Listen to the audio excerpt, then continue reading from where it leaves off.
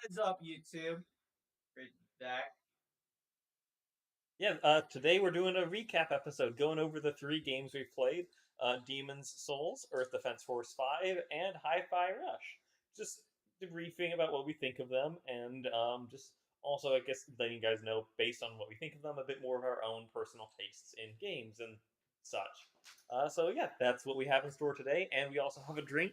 Uh, it's Much better than last week's. That's not saying anything at all, but yeah, it's actually drinkable.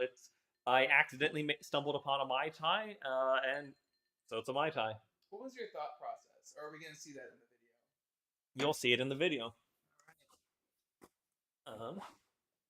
Yeah. Yeah. Sit down. Oh, sorry, microphone. Oh, So yeah, starting off, we'll just go down the list of games, starting with Demon's Souls. And what did we like and dislike from it? I honestly did really like Demon's Souls and the gameplay of it. I by the end there, when I actually got the hang of it, running around that level in the prison was really fun. I probably would keep playing it if it wasn't for the fact that I just don't play games by myself. Yeah. How do you think it compares to other single player story games though? Does the ambiance of Demon's Souls bring you in something more than a colorful game like Hi-Fi Rush did? I definitely think I had more casual fun playing Hi-Fi Rush. Just because honestly, turning my brain off and just going with the music was more successful. Or Dark Souls was like, okay, think very hard about what you're trying to do. And the second I stopped thinking, I immediately died a horrifying death.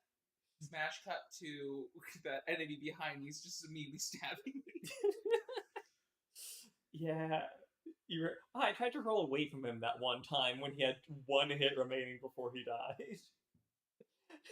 I'm specifically remembering that one time he's like, oh, I'm just gonna run away from him, turns the corner, forgets about the enemy. 2 seconds later, they come by, stab me, miss. I think I'm fine, and then kills me anyway. Yeah. No, yeah, I love Demon's Souls. It is probably not my second favorite Souls-like. Again, I also hate it. I definitely hate it too. Elden Ring is just the best culmination of all of the things that I like about it, without any of the things I disliked about the franchise. It was also the first one I beat.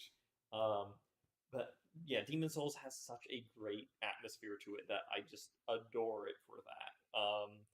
And I also do like the fact that because it is 5 different worlds, you can, when you're struggling, just go somewhere else. Well, didn't you say it's kind of like how you're meant to play? You're meant to play into one world as far as you can, get whatever pickups you can. Yeah. And then, okay. A lot of people though play classify Dark Souls as a Metrovania. Demon's Souls, no. Dark Souls, yes. Okay. Because Dark Souls is like an interconnected open world where it keeps linking back in on itself, and then you'll get something that opens up more of the world. It is a light Metroidvania. Well, I mean, it's Metroidvania in the sense that you go over here, and you can progress if you try hard enough, which isn't like a Metroidvania, but you're kind of meant to go in as far as you can, get that shield or whatever, go back to another area, and just kind of feel your way out slowly. I would say so. That you're meant to play it that way, though a lot of people actually disagree, and a lot of people play it all of World 1, then all of World 2, then all of World 3, then all of World... so on, and then, because you can't actually beat all of World 1 until you beat all of us. I think you have to beat the Archdemon of one of the other worlds, and then you can go and finish World 1. I don't even know if you can beat the final boss without defeating all the other Archdemons. I didn't try to do that, but you might be able to. Would that technically make it a Metroidvania? Like, what's the bare minimum bar of you have to go over here to get this thing or defeat this thing? I think you have to actually. It has to be a requirement to do it, and what you just said. There is a singular door. Enough requirements. No, I don't think it is. I think it has. How many grains of sands do you need before it's a pile? I would say that the prison level that you guys played, that level has Metroidvania-esque design, or though it probably is closer to like Resident Evil, because it is you get a key that unlocks a new area that gets you to something. I guess else. the main differences in Metroidvania is you're getting power-ups that give you new abilities, whether that Yeah. be movement or whatnot. While this one you're just unlocking new areas, which is Yeah. really Metroidvania. Yeah. But I love the From Software level design. You guys didn't even get to see my favorite location because it's where the final boss is, and it is amazing. And I'm upset that you only spend like 5-10 minutes there. It is one of my favorite just level designs in video games, but you spend so little time there that you don't really get to enjoy it. FromSoft has a habit of doing that. Demon Souls, ending level's the coolest level design. Dark Souls 1, ending level has the coolest level design. The level has 4 enemies and 1 boss. Dark Souls 3, coolest level design. You just walk to the final boss and fight him, and then the DLC, though, does actually take place in that area. I think I haven't played it. I think it's funny that you're saying that the best levels are the end ones, because it is a common practice in game designs to put everything in the first level. Yeah. Because that's what 99% of the player base is going to see. More just the artistic design of it more than the the visual design of it. I think is the best thing. It is such an amazing place for the climax of the game to take place, and I think it makes sense that they would do that. I think it also part of why it stands out is because of how much it contrasts with the rest of the game or complements the rest of the game. What were you gonna say? Oh, I was just gonna make fun of From Software for putting so many swamp levels. Yeah, I mean, you guys didn't even get to the swamp We level. didn't. Oh, I'm familiar enough with From Software to know that there's a swamp level. I'm gonna say it. I like the swamp level in this game. Demon Souls' swamp level killed me 0 times. I take pride in that. Apparently, people hate the swamp level. It was the 7th or 6th level I beat. So I don't know. I guess I'm good at the games. Yeah. What was the next? And what did you dislike about the game? I don't think I played it enough to have a proper opinion of what I've disliked about it. Because what I can say is I disliked about it is that it was really hard and felt unfair at times. But honestly, the response to that and the proper response for as long as I played it is get good. I didn't play it long enough to really get that sense of it. So I don't think that that's a valid complaint. I mean, we could make complaints that like there's really no easy entry into the Souls genre. There is no game that kind of trains you. He struggled like 3 hours on Father Gascon. Oh yeah, no, So I wouldn't say that's an easy. I'm pretty sure that's one of the harder ones, to be honest. I'm pretty sure the list goes Sekiro. Elden Ring top is the easiest. Oh, I was going hardest. Oh, hardest. I was going yes. hard. Yeah. Yeah, Sekiro, easiest one. Everyone aces that one. That one's so easy. No, Sekiro's the hardest, then Bloodborne, and then it's not a From Software, but Lies of P is up there in terms of difficulty. And then I hear things about like Demon Souls 2 or Dark Souls 2 being pretty difficult. Dark Souls 2 is not difficult. It's bullshit. Yeah, that's what I've heard. It's bad. It's hard because it's bad. From what I've heard about Bloodborne, is it's not the easiest one, but it's the one that's going to get you to enjoy Souls-likes. Like, if you don't enjoy Souls-likes, try Bloodborne, get into that one, and that will make you enjoy the other ones more. It is one of the most interesting and I've tried probably like 4 Souls-like games so far, including I played more of Demon Souls after we played it because I enjoyed it. But I played 4 total, and Bloodborne has one of like the. Okay, but Elden Ring you played like 20 minutes of, so that doesn't. I wasn't even counting that one. Oh, okay. I mean, yeah, count that one 5, baby.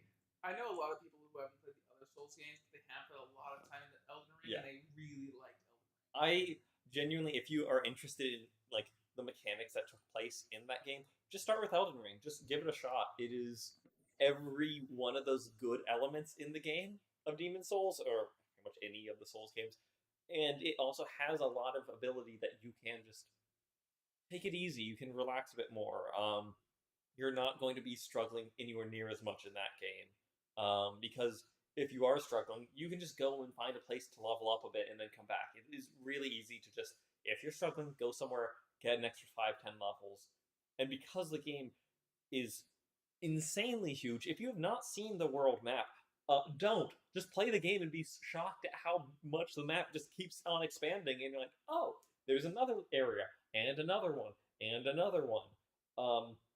And yeah, there's a little secret area that if you go there, if you are struggling with the final boss, find that secret area and just level up. And also the DLC's coming out soon, and that also might help, but I don't know. Tangent. Yes. My favorite secret area in a game, I'm not saying this is by the best, but my favorite is Borderlands 2.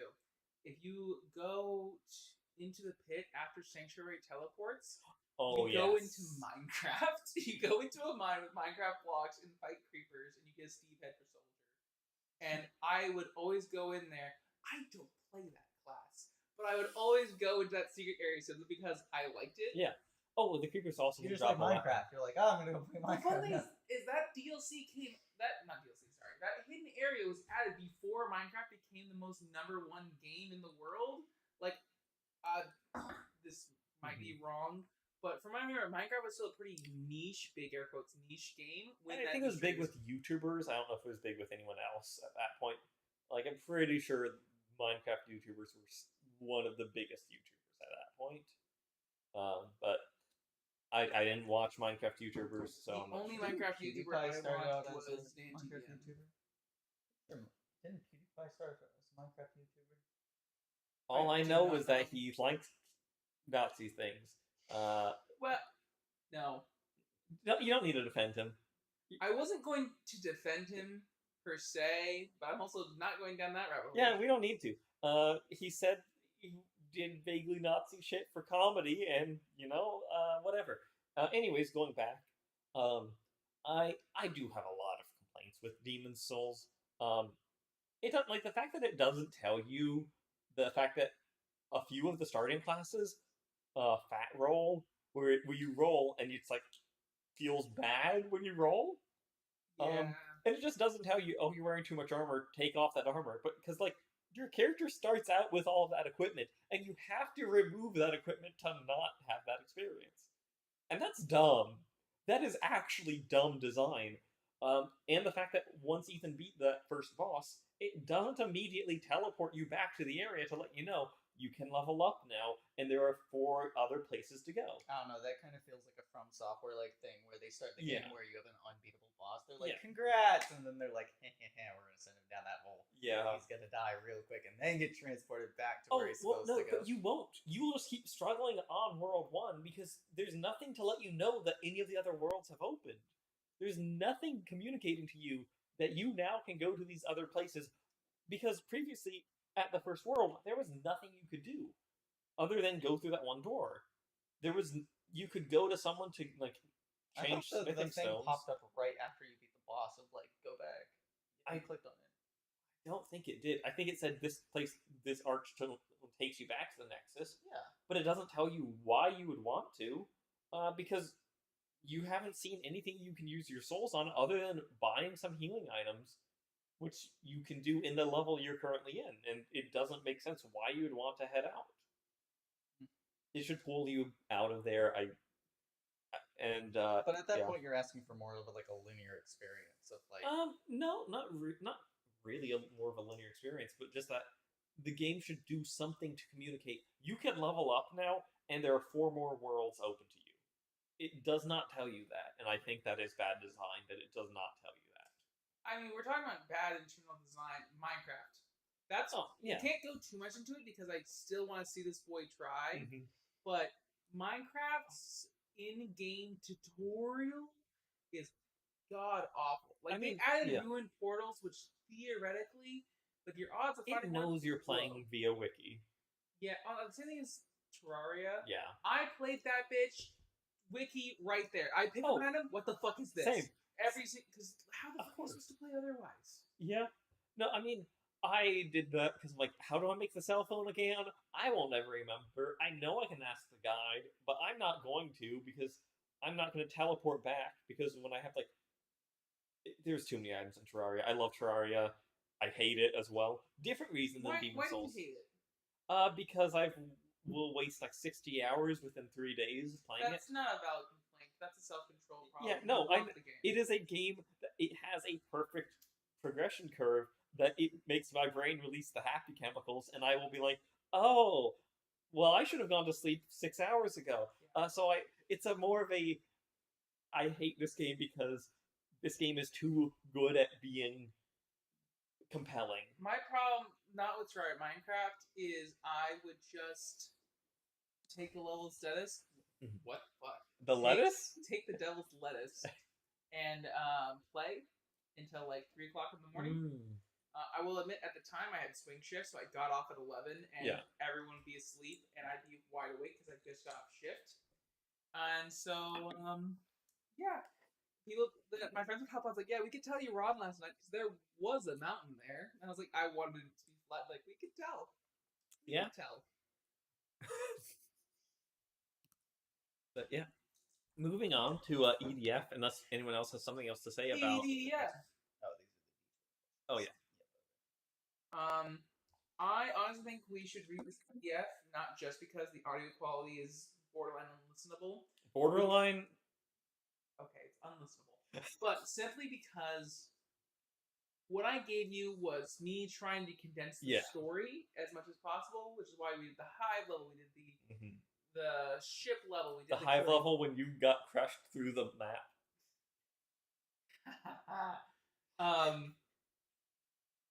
But if I was simply to show you as an arcade game, Yeah. which is the later game where you're like, oh, I'm actually having fun playing this now. There are DLCs that are just those missions where you're like, okay, I'm running through, I'm having fun. They added in, I'm going to call them shining variants. It's just like the same enemies, but this one's golden now, which just means it has more health. It's the same enemy, but does more damage and has more health. Does it get more loot? The DLCs do have their own separate loot table, so you're going to get DLC loot. Okay. And so if we want to try playing that and just have it as an arcade chill game, we could. It's a more fun experience. I really enjoy the story of Earth Defense, but you guys got a condensed version. You were not listening to the radio or the people talking, not really. For instance, you were skipping. We played like what 20 missions out of 110. Yeah. We did not get the. I mean, we're not going to get a complete picture of any of these games when we have 2 to 3 hours of play time. I tried my best. Yeah. But yeah, a lot of the mindless fun of just killing bugs. I think there's still more experience there. Yeah. I really liked those last 3. That mission where we had to take out the massive crawler, that was the first mission where I went, this is a lot of fun. Because there was that level of challenge of I need to make sure I'm knowing when to run away and when to charge in, and like using the character who has the fast sprint, that was fun as well, and having the dodge, like all of that stuff was great. Didn't feel that way though before that mission. And I'll be honest, where you're just like, there's a big enemy, and there's so many missions that are like that, but weren't story important that we skipped over because I was trying to condense a 60-hour game into 3. Yeah, and it's definitely that. I don't know how you would be best to present that game to us when it's all you mentioned it is a grindy game to some extent, and you're going to start out with limited amount of weapons and like. So I did grind up to the point where the aerator was okay. Who we didn't even use. Neither of you liked it because I don't think you really knew how to play him. Yeah. You also didn't like how slow the mechs were. I hated the mechs. I'm realizing I'm going to be saying a lot of things I hated about the game. I enjoyed it. I had a good time playing it. I have a lot of complaints, but I enjoyed it. You would have mostly enjoyed the Fencer because built correctly, the Fencer is the fastest character in the game with the biggest weapons. I don't play Fencer, so I don't know how to build them. I don't have the characters unlocked because I wasn't playing them. I was playing as the Wing Diver, I played as the Aerator, I played as the Running dude. I did not play as the Fencer because I don't know how. Yeah. I am a Wing Diver main for multiple reasons, not just because of the girl option. Or the panty shots. I love that I can say that and just watch Caleb's life drain. Wrong. Every time I say that, Caleb's soul just dies. eyes. Because the thing is, in the first few missions, they actually have them in like a complete outfit. Yeah. Because Oh yeah, we saw that. But it's like, oh, this is actually a designed character. yeah, and then it's because that's like in the first few missions, you're not an actual wing Yeah. diver. You're like a performer. Mm-hmm. But then later on, you get recruited on the actual wing diver team, and the armor that the military provides you is less clothing than when you were a performer. My hope in Earth Defense 6, it looks like they give him an actual outfit. The only thing I'm afraid of with Earth Defense 6 is it looks like it's taking in a grittier direction. Everything's a lot more serious. The colors are way more toned down. Wasn't there Iron Sky after 5 or whatever? I don't know. I thought there was Earth Defense something Sky or Iron something. The only one I'm really aware of is Earth Defense 2025, which is the console release. No, of that's the not that one. games. There was, because there's one I was looking actually at them at on Steam, and there is one on Steam released in like either 2020 or 2019, and it is a dark, desaturated one. Yeah. Which that makes me sad because I did like the weird super colors of it. Which is why I like Earth Defense 4.1 more than I like Earth Defense 5 because it's more ridiculous. Yeah. In Earth Defense 4.1, my weapon of choice was a laser chainsaw. It's definitely a game that lends itself to like the arcade style of like gaming rather than like a realism aspect of like you're fighting giant monsters. Make it interesting and fun. Like I don't know. Iron Rain, not Iron Sky. So that one's on Steam, and this is what it looks like. Yeah. It just toned down a lot of it. Yeah, and that's what I'm looking at with Earth Defense. I'm going to buy Earth Defense 6 when it comes out. I'm going to play it because it picks up the story, and the story is the part that I liked. I also like the arcade aspect of just killing bugs, but I did really like the story. I want to see what happens. But I'm looking at screenshots, and it's just fucking gray. And like even the frogs in the first one are big, bright green frogs. Yeah. Frogs. But in this next one, they're like just toned down gray blobs. I'm like, why would you do this? Like they hate you. They're taking in a serious direction, like fucking like the DC Marvel versus DC. DC, why do you think we're gonna be serious? Let's make all of our comic book characters look like gray blobs. It's a known thing in Marvel and DC. A big thing with their villains is big gray CGI monster. We go kill it. None of their characters are memorable, except for like maybe Loki.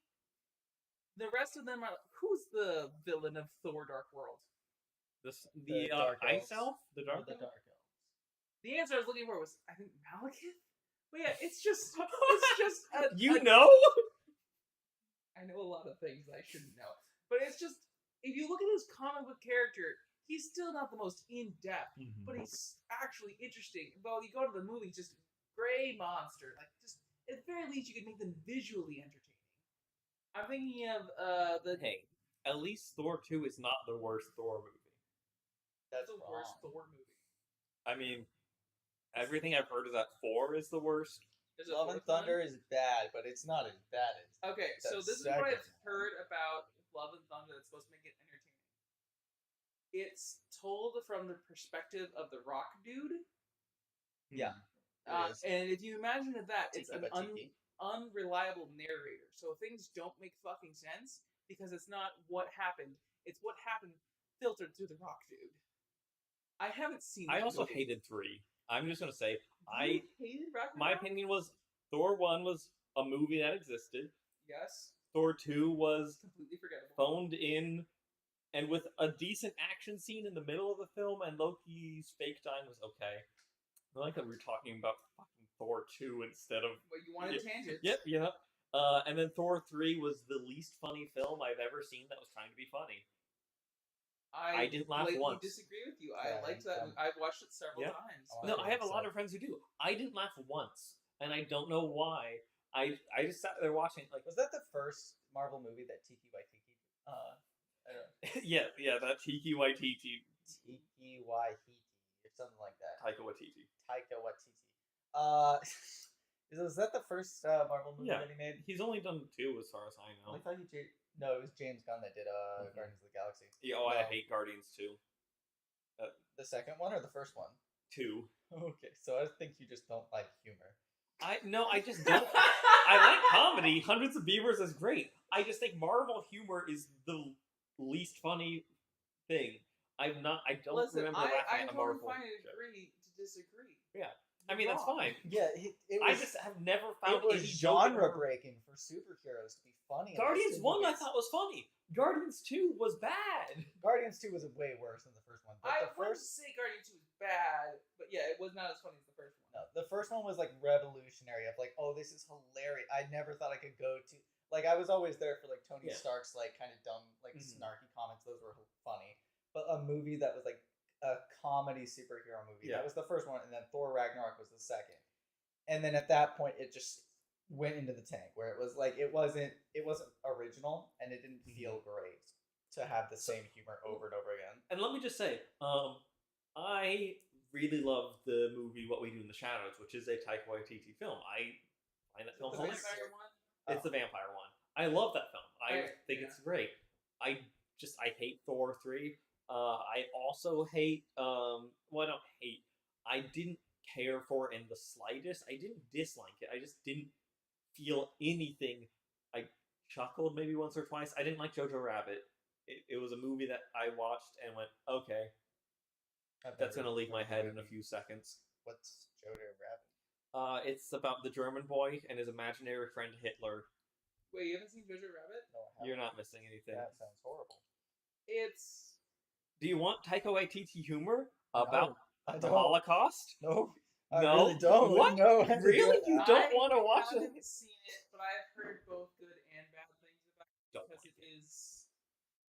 He's the same person that just said he didn't like Guardians of the Galaxy. But 2 I or do- Ragnarok. I liked his other film.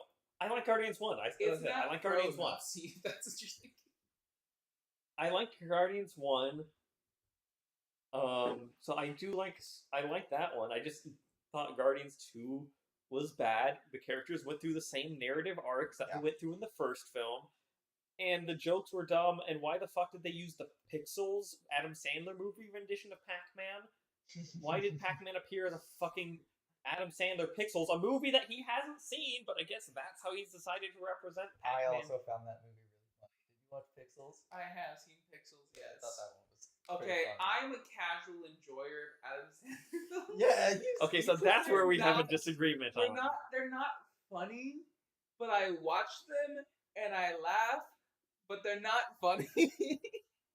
I have seen one like Adam Sandler Adam Sandler movie, and it was bedtime stories, and I wanted to just fully disassociate, but I couldn't.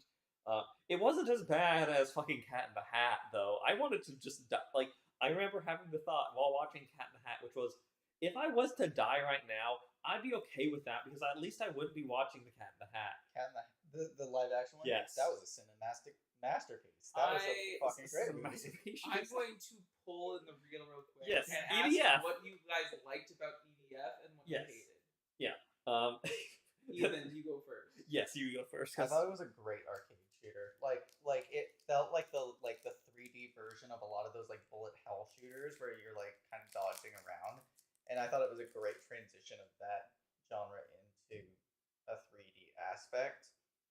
I really liked how much you could also like how many options there were for weapons. I feel like I got that's kind of a negative on my side of where I feel like I would have had more fun if I got to unlock the weapons and then see what they did, and then like gradually get myself like find a favorite weapon. But the weapons were so cool, like the variety and you can really kind of decide how you want to play the game.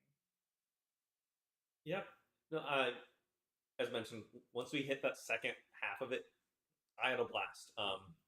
Once we got a good weapon. Camera gone. Oh, Mic gone too. Mike's gone. No, but you bumped it. I did. Sorry, folks. I wanted Yeah. candy. Do you want I'm candy? watching the stream right now. It looks like it almost fell in the candy bowl. Hey, they can see the questions we have written down. No, Oh. okay. Going back, resetting. I really enjoyed that second half of it. I did, however, have the issue that the beginning, it was not having fun, honestly, at the beginning. The weapons, because we picked lower weapons. I was trying to not Yeah. start you off. Oh, with- yes. Because yes, if you were playing the beginning, like he Mhm. said he wanted to do, Yeah.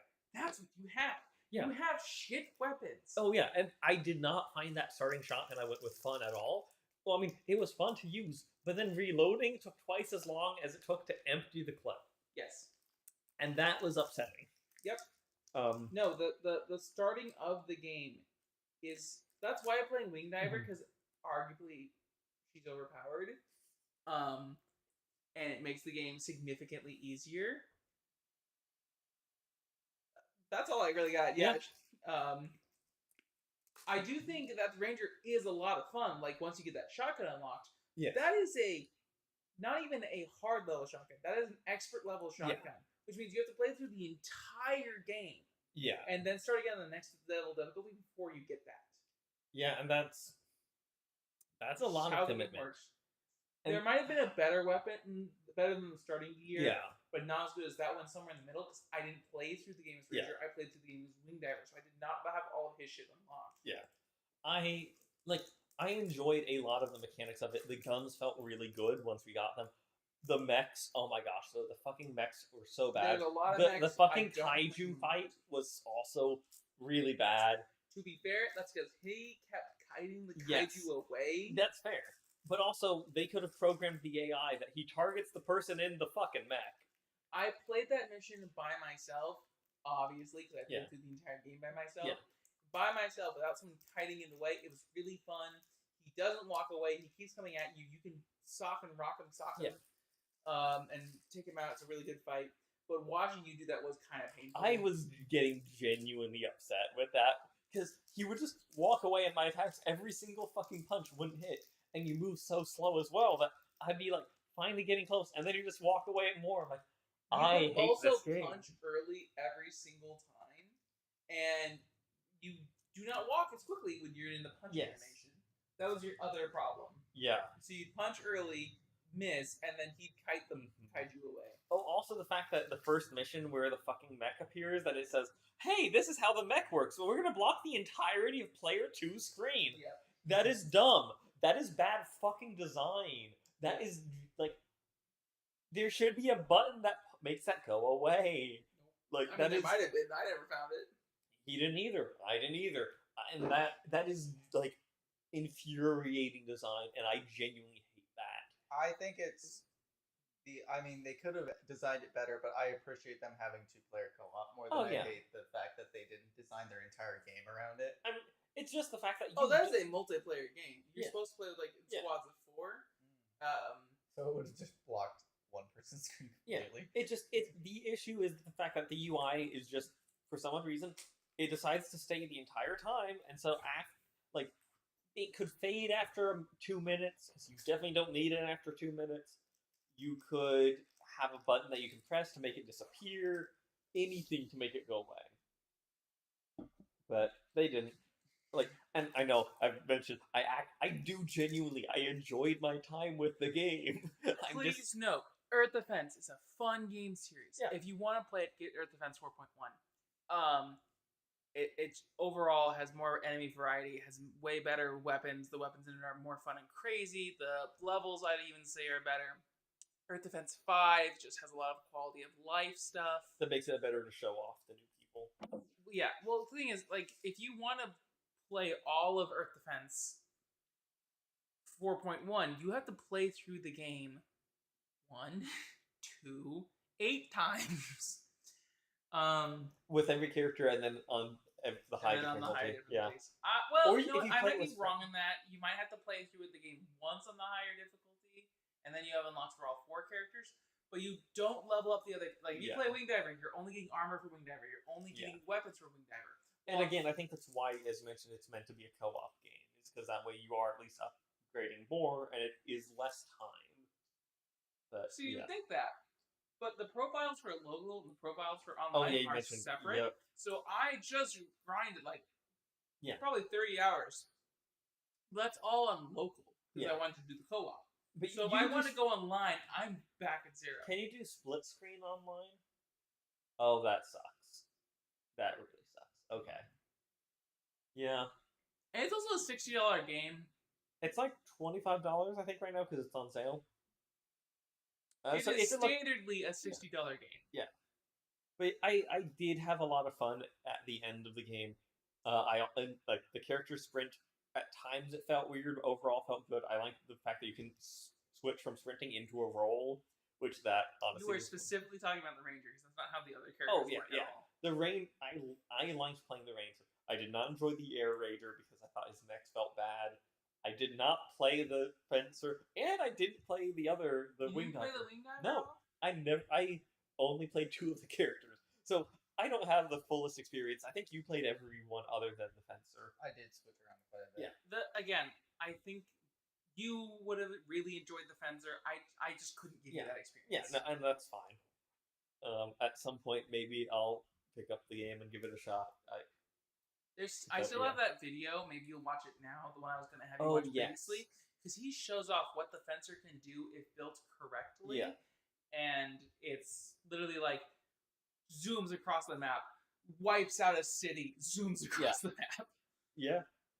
No, I think I saw a bit of it, and it was just like, yeah, they just fucking boost towards that direction and go insane speeds. I'm like, that's cool. But hey, I didn't get to experience that, and that's fine. I probably wouldn't get to experience that in the game if I was playing it myself until way later. Yep. So yeah, Do it's you have any negative comments for Fence, Ethan? Probably the just playability, like the requirement to play it multiple times in order to get more stuff. I'm Yeah. someone that just doesn't play games multiple times. I'll play it through once. I'll put in. It's like Overwatch. You're supposed to just hop on with friends, do a mission, and just play it. Mm-hmm. Like I said, they do have the DLC missions. The ones I had you play were like the story ones. Yeah. There are a lot of missions that's just fun to play through the mission. If I skipped over them because they weren't story important. yeah. Mm. That would be my only complaint. I think it's a really well designed game. Yeah. I have a lot of issues with the design. I still had a good time playing it overall in the second half mostly. But It is true. yeah. If you guys don't like grinding, if you don't like going to a level and just doing that level, picking up the crates, and like one thing I did is I had a mission where I was like, okay, the enemies can't hit me if I hide in Yeah. this building. We talked while you did that one quite a few times. That's because it was really fucking boring. Yeah. In defense of the game, I was cheating. I went onto a difficulty that was way higher than I was supposed to be at, and I hid in a building where enemies couldn't hit me, and I just hid in there. That's one reason why you guys couldn't play at the higher difficulty, even though you had the higher difficulty weapons, because you didn't have the armor to be at that higher difficulty. You didn't have the health for it. Oh yeah, like we took 1 or 2 hits and immediately tied. And went, okay, let's not do that. That was a fun joke. Okay, are we gonna move on to the next one? To Yeah. high five. High five. High five. High five. Bye five. Perfect. Skills. So yeah, High Five Rush, Bethesda's kind of hidden drop. That was Whiskey Tango or something? They're the publisher, but not the dev. Give credit to the developer, whoever they are. I don't remember. I don't Do we remember. want to get into high five, or do you want to play the drink video? Let's finish this and then. And then we'll go on to the rants. Mhm. High Five Rush, a really fun rhythm beat 'em up is kind of how I would define that game. What was your guys' thoughts? I really enjoyed it. Though it wasn't really a good game to do an episode on because I did need to just actually focus in on it. Mhm. And whenever I started thinking or engaging in conversation, my brain went, "Oh, I'm failing at this now." See, I have the opposite effect. The more I played it, and I was talking to you guys and not focusing, the more on beat I was. You have to go back and actually watch the footage, but when I wasn't paying attention to it, I was actually getting high combos. Yeah. And whenever I was trying, couldn't hit a thing. Yeah, I really enjoyed it. The characters seemed fun based on what we saw of them. I liked how the gameplay felt. Uh, the honestly, I only have one complaint against the game, and I didn't like the platforming. It felt slippery.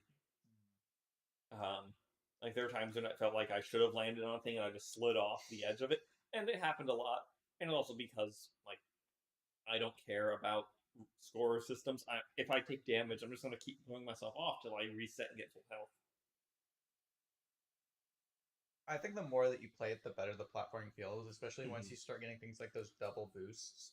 When like basically you're just like, especially if you get into like a feel of it where you can just kind of like once you learn like the design language and Mhm. how like your person is moving in the world, you kind of just start like going through it again with the beat of the world, and Yeah. it just kind of feels like you're just kind of like listening to like a music video, and you're just kind of Yeah. participating. I also think possibly the issue is the fact that we were talking, and so it was harder for me to actually hear the music always. One thing I liked, having the attacks go on beat was fun. Oh, was yeah. cool. Having the dash have to be on beat was annoying. It made exploring the level annoying. In combat, I like the dash being on beat, but I will agree that when exploring, it was just like I want to be brain off when it's not combat. Also, I do dislike the fact that you have to pay to unlock combos. Just let me have the combos. I just want to do the combos. I think the system with having the combos is it's supposed to slowly introduce them over time. Yeah. Get you used to them, so you're not overwhelmed with all of these combos all at once. But It I keeps should people start with from more. button mashing too. Yeah, I just think it should have started us out with more combos because it went with like you begin with like 3, and at the end of the second mission, then you can buy all of them. And No, there's more. okay, well, we were able to buy all the ones that were in the shop. Yeah, once you get through a level, they unlock Yeah. a whole new set of like. So again, it is a thing where Yeah. you buy a bunch and then you're like, okay, take these ones and I'll practice them on this level, and then Yeah. you move to the next ones. Yeah, I think if they wanted to do that, they should have just automatically given you those at the end of the level instead of been like you want to buy them. Do you think it's slightly cumbersome to have them be in the store, so you Yeah. have to get them? But I don't think it's necessarily bad because putting them in the store where you Mhm. have like, okay, I can buy all but one, which is what happened. We can Yeah. buy all but one. It does force you to go through them and look at them and actually Yeah. read them and see what they do. It's like, okay, because you can't afford all of I them. guess, yeah. So it's annoying, but annoying in a way that it forces you to actually learn the game. And I'm I not would, saying it's good, but I am saying it's not Yeah. stupid. Yeah. and I Oh, would I don't say think that it's also with kind of what you're talking about, where the dashes outside of combat are like timed to the beat. When you're playing the game like single player by yourself, no one around, it really immerses you in the game. That's like probably you're, true. Like you are actually like the whole time you were just like beat. You're in the game, and like you get sucked into where you really and you just like play through the whole thing, and it's a pretty short game. Yeah. I'm pretty sure it's only like 16, 20 hours. I think genuinely the main, like, pretty much the only criticisms I have are because it was playing it in a group setting. I think if I was playing this on my own, I wouldn't have any of those criticisms. I want to compare it to Pistol Whip real quick because that is a VR on beat game. But so Hi-Fi punished you when you weren't on beat. You lost your combo. You didn't hit your attack. Whatever. Pistol Whip, when you are on beats, like enemies spawn on beats, you can fire on beats. You're better when you're on beats, but you can still shoot the gun off beat. You're Mhm. not handicapped by being off beat. You just perform better when you're on beat. Yep. Yeah. I think the game said that you still will attack. It just does a lot less damage. But it is one of those things where just if you're not on the beat, then you're not going to have a great time in the game. You're not going to have a great time going through the levels because it's going to like stutter. If you do it a bunch, then you'll run out. But if you do it on beat, you can boost the whole time basically. I know people talk about how they have no sense, they're too white and have no rhythm, and they hate the game because of that. And they're like, oh, this is not, like, I'm not going to give this game a bad review. I just can't play it. And I hate that I can't play it because this seems like it's a game I would enjoy. But no, I had a good time overall playing it. The characters seemed fun. The protagonist seemed like a dumbass, but an enjoyable dumbass and not an obnoxious dumbass. Yeah. So good on them for writing that, because that's a fine line. I think they were able to do it, like the writing, pretty well because it's such a linear game. Like, Yeah. they're not planning for anything. So they're telling a Yeah. story, and they just need to write one story, and you go through it and kind of. Mhm. And yeah, it's well written. I wouldn't say it's exceptional. It's one of those games that I Yeah. played once, and then I was like, that was fun, and then didn't pick up again since then. It is technically game of the year for last year for me because it's the only game released last year that I played. Really. Yeah, I don't play new games.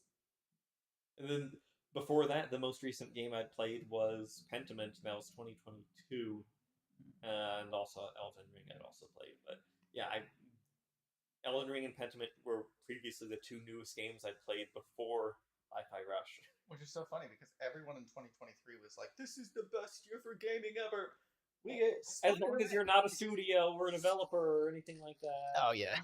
But hey, if you're a gamer, then it definitely was great. There's a lot of good games. Those got smaller. They did. Shrinkflation. Reese's peanut butter cups are smaller, guys. I'm sure that's someone's fetish.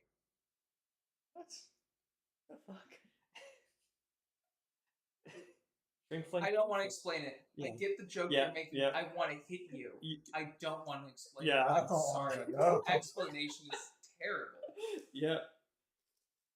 Let me eat Fuck my you. candy. Jeez. Look, if you've accidentally stumbled upon any of the Sonic the Hedgehog fan art, Stop. That's all I'm talking, gonna say. Giles. Stop. that's as far as I'll go. Shut up. I Um, avoid Sonic the Hedgehog fanfiction as much as possible. Good. That's a Good. good idea. Yeah. That's a very good idea. Those people are weirdos. Oh yes. Now's the time to plug the Giles as a Sega kid. Roast him! Get him! I'll Hey. send you his IP address. Message me. We have a VPN. Yeah, the one that I set up. You think I couldn't turn that off? Actually, we did turn it off because there was an issue going on where it just wasn't wanting to connect to the internet when it was connected. Yeah. So it actually is turned off right now. That's a different topic. But the Sega Dreamcast had the best fucking launch lineup of anything. Only if it didn't fail. Hey, I mean, that wasn't an immediate thing. It took like a week or two. So at launch day, it was great. And like a week or two afterwards, then it would not work anymore. I've only That's had the opposite of most launches. Yeah, look. It only took 3 or 4 Sega Dreamcasts before I got one that worked. Where is that working one? I don't know. I thought my parents had it or my brother had it, and neither of them claimed to have it. So I don't know where it is. I have a game there that's with that collection that's apparently really fucking expensive. Elemental Gimmick Gear. I hope one day we can find that game because it keeps going up in price. And I would like. Elemental Gimmick Gear? It's an RPG, like Zelda-ish kind of thing, but when you go into battles, some of the battles become a beat-em-up kind of thing instead. Yeah, it's a steampunk game, and I enjoyed what little I played, but I was bad at it, and then I moved out of that house, and I don't know where it went. Gotta be Again, honest. it's expensive. It's a fucking expensive game. I'm still upset that I had 2 PS3s that broke. I had 3 actually. I fixed one of them and sold it because I bought another one. But 2 PS3s that break? That's ridiculous. You just need to stop modding them. I only modded one of them, and I soft modded it. I didn't hard mod it. It heated up, killed itself. So you're saying it was the modding that killed it? What? I just modded it so that I could save your games to the hard drive. Yeah. I did not overclock. Oh, okay. He's blaming me for breaking things. He blames me for his broken TV too because I overclocked his TV. And then it stopped. The HDMI connectors stopped working. I swear to God, I turned it back and it's still broken. That's not my fault. I'll get a replacement, but you don't overclock the replacement. No, that's the first thing I'm doing, baby. So what happened? Because I remember coming over and hearing that Ethan overclocked the TV. My reaction was, how the fuck do you overclock a TV? If you downloaded a thing on the computer that let him somehow overclock the television. Yeah, you can manually set what refresh rate TVs run at, or some of them. You can like manually set what displays, like resolutions and what refresh rate. So I just overclocked it. It was a 60 hertz TV. Now it's a 75 hertz TV. Baby. And now it's back to a 60 hertz Now it's TV back to a without 60, working yeah. HDMI ports. Yep. I mean, Yeah, sometimes not it on me. works. It was broken before that. There was a line through the screen. There was. I don't know when that happened. We were just Marsh and I were just. I think we were watching Annihilation, and then we went. That wasn't there before. Oh, I know. But when I started dating Marsh back at the beginning, it wasn't there, and then Yeah. sometime after that, it stopped working. I was like, "What the Yeah. fuck did you guys do to the TV?" We don't. Let's just blame the cats. The cats probably did it. Awesome. Yeah. Well, let's go back to the drink or talk, and then we'll. You want to play the drink video? Yeah, let's jump over to talking about alcohol, how the Mai Tai was made. What's the name for the Giles Mai Tai? Your Thai. Okay, folks, we're going to the other video. See you on the other side.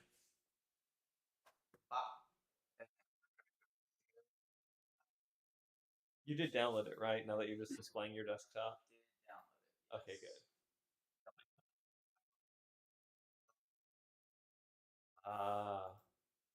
Did you set the thumbnail? Welcome back. Welcome back. I did set the thumbnail. Okay, cool. I did. Oh, and mute us. We're professionals. Yep. Hey, it's okay.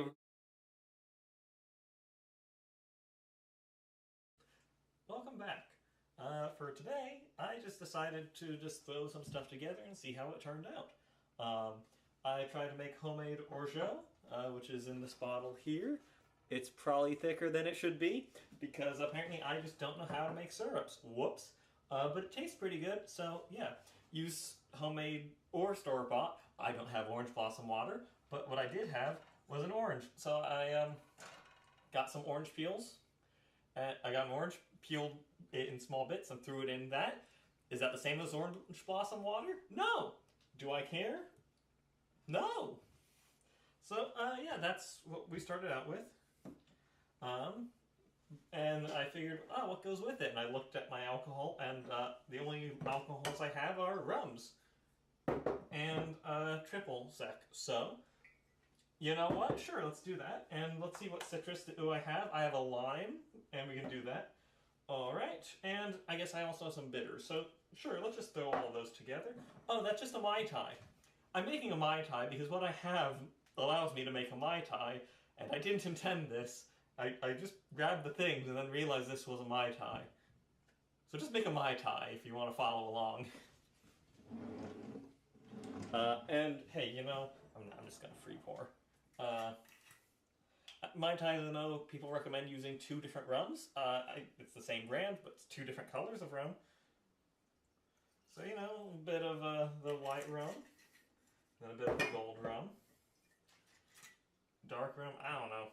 Whatever kind of rum you have, just use rum. It all tastes pretty okay as long as it's not Bacardi.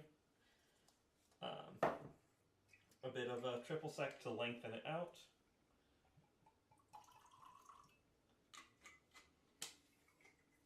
Again, probably do measurements. I'm just free pouring. Let me get a spoon really quickly for the syrup. So then, yeah, homemade orgeat. I'm just going to put a spoonful in. It is a cloudy version of it, but hey, I think that looks pretty good. And adding it immediately turns it from completely clear to cloudy. So, you know, I guess I did something right, maybe? I don't know.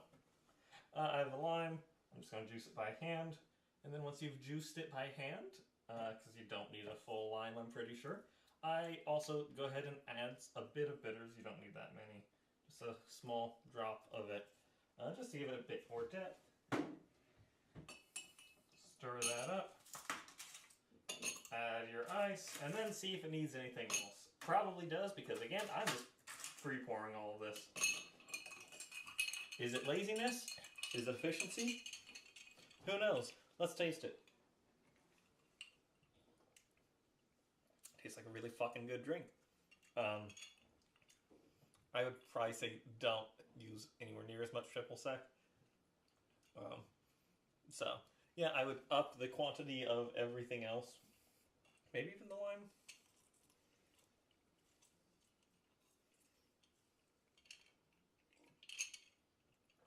up the amount of lime as well. But yeah, that's the drink. Or follow your own recipe, because you can probably do a better recipe than me free pouring. I'm just going, yeah, that looks good, that looks good. But yeah, it's a Mai Tai adjacent drink. Have a good day. It really does taste good.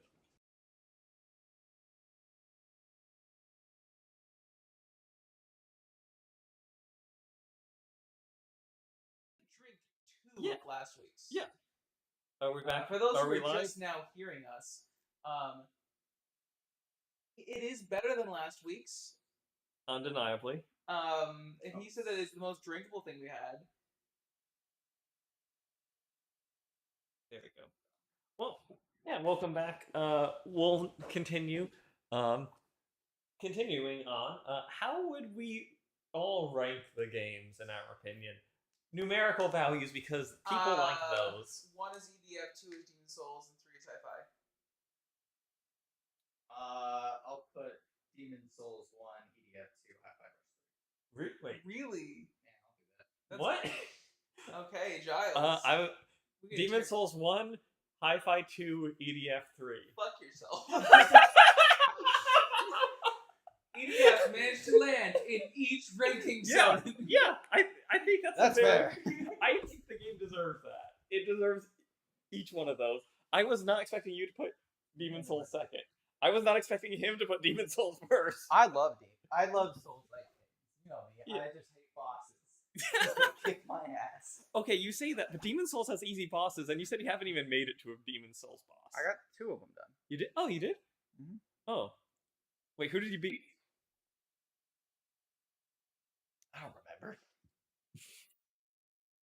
Plastic in this. There should. I think that might. Hopefully, it's not plastic. It should only be lime or almond. Maybe it's just a little bit lime. But yeah, I'd play Demon Souls 1. I enjoy that. All right. You put EDF above Hi-Fi? Yeah, I think it's more fun as like a sit down and play them. Like Hi-Fi Rush, I enjoy the story more than I think I would enjoy EDF story, just because like it's a better single player. Like If you could play one of them right now. Which you can. probably yeah. EDF, just because I've played through all of Hi-Fi Rush. Mhm. I was just showing you guys it. Like I don't want to play through it again. Okay. I would say that I think Hi-Fi Rush is a better made game.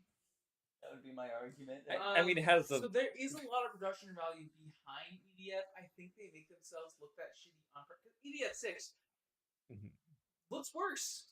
It's like, actually, as they keep going, they look worse because they're taking the color out of it. I think, as far as looks go, I love EDF 4.1 and then 5. And I've only seen screenshots of 6, and 6 is, the screenshots is below that. And Iron Rain looks more dull. Iron Rain, from the screenshot you showed me, it looked dull, but also looked action figure-y, like plastic. Yeah. Like kind of the difference between Monster Hunter World versus Monster Hunter, the other one that came up after. No, not Iceborne. Not still- Rise. Yes, that one. Yeah. I was not expecting Demon Souls currently being the top ranking thing we have. It was an Yeah. enjoyable experience. I'm glad. My main takeaway is that I sucked at it. That's not a dish against the game. That's the fact that I only played it for less than 3 hours because we were swapping off. Yeah. Yeah. I mean, I'm genuinely impressed that you guys managed to beat the first boss within an hour. Because the first time I went through the game, I restarted 2 or 3 times before I got to the boss. I think it was only 2. What's But, more yeah. surprising? That we beat the first boss in an hour for just how many healing items we wasted. Shut up. I'm used to Bloodborne where I get unlimited ones. Okay. Also, the fact It's not just you. I Yeah. also wasted so many healing items. it was you guys every single time pressing the wrong button to fucking like it said to press X and you'd press Xbox X instead of Sony X. Every single time to heal, you press the incorrect X button. Remember to look at the camera. Yep. I was just setting up so that I could use the thing so I could actually. But scroll yeah. with it. If we want to detour though from the things that people have seen us play, the two of us ended up over the weekend after the previous episode. We played Killzone Shadowfall. I have played a good amount of Killzone 2, and the aiming isn't the best, but I like everything else enough that I suffered through a good chunk of it. My current controller doesn't have 6-axis, so I don't know if I'm actually going to be able to beat the game. But I got Killzone Shadowfall 2 years ago because it was a buy two get two free sale at GameStop or something, and I'm gonna get one game. It was either sports games, Skylanders, or Killzone Shadowfall. So I grabbed Killzone Shadowfall. Why not? Because I will refuse to give Activision money for butchering Spyro like that. You weren't giving them money. Yeah. Still, Killzone, I would still rather get Killzone because I'm not going to play Was Shadowfall. really bad. Yeah, Killzone was bad. Killzone Shadowfall, jumping to the point, If you that was could go upsetting. back in time, No, would you tell no, Travis no. Skylanders? No. I am glad that I have experienced that level of. That was upsetting. Ethan saw I was getting genuinely upset at the game design of it. It was bad. Yeah. It was just not a fun game to play. It was like, the Killzone series? No, I do not. It's a PS3 series. It has one entry on PS4 and one on Vita and one on PSP. It's Mercenaries, and I think that one did the best review-wise. I think so too. I remember. Well, actually, 2 I think did the best, and then Mercenaries and 3. Yeah, probably just because the PSP had such a small install base for people to review it. All right, hey, I want that back, maybe. But Sorry. There's a podcast I'm listening to where one of the characters has baby as his catchphrase. So you saying that just reminded me of 400 episodes worth of podcast. Is that the guy with the white T-shirt and the long hair? And he's like, "Yeah, baby, that's what we're talking no, about." that's Moist Critical. Kind of. You're thinking of Moist Critical. I'm thinking of a podcast that does not have visuals, Oh, okay. and he plays a talking badger in a D&D improv world. I told you about it a couple times. I told Giles about it too. Yeah. Because I binge listen to podcasts, and this one is like 8 years old. They have 800 episodes. Sorry, no, 400 episodes now. They're on their 500. And so it's a lot of backlog for me to listen to. So you saying that just reminded me of like funny podcasts that make me laugh. Maybe. It was a terrible game.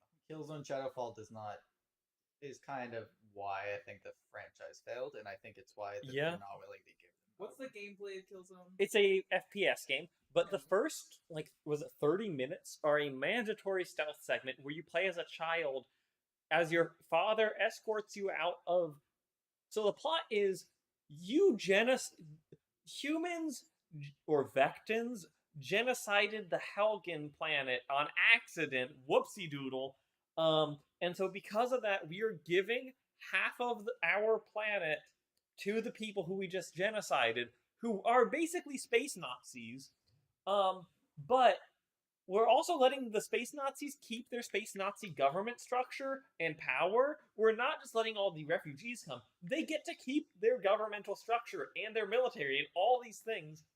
We're giving them half of the city, but we're not evacuating our own people before we give them half of the city. And because of that, your dad dies during the mandatory forced stealth segment. That it's one of the least fun things.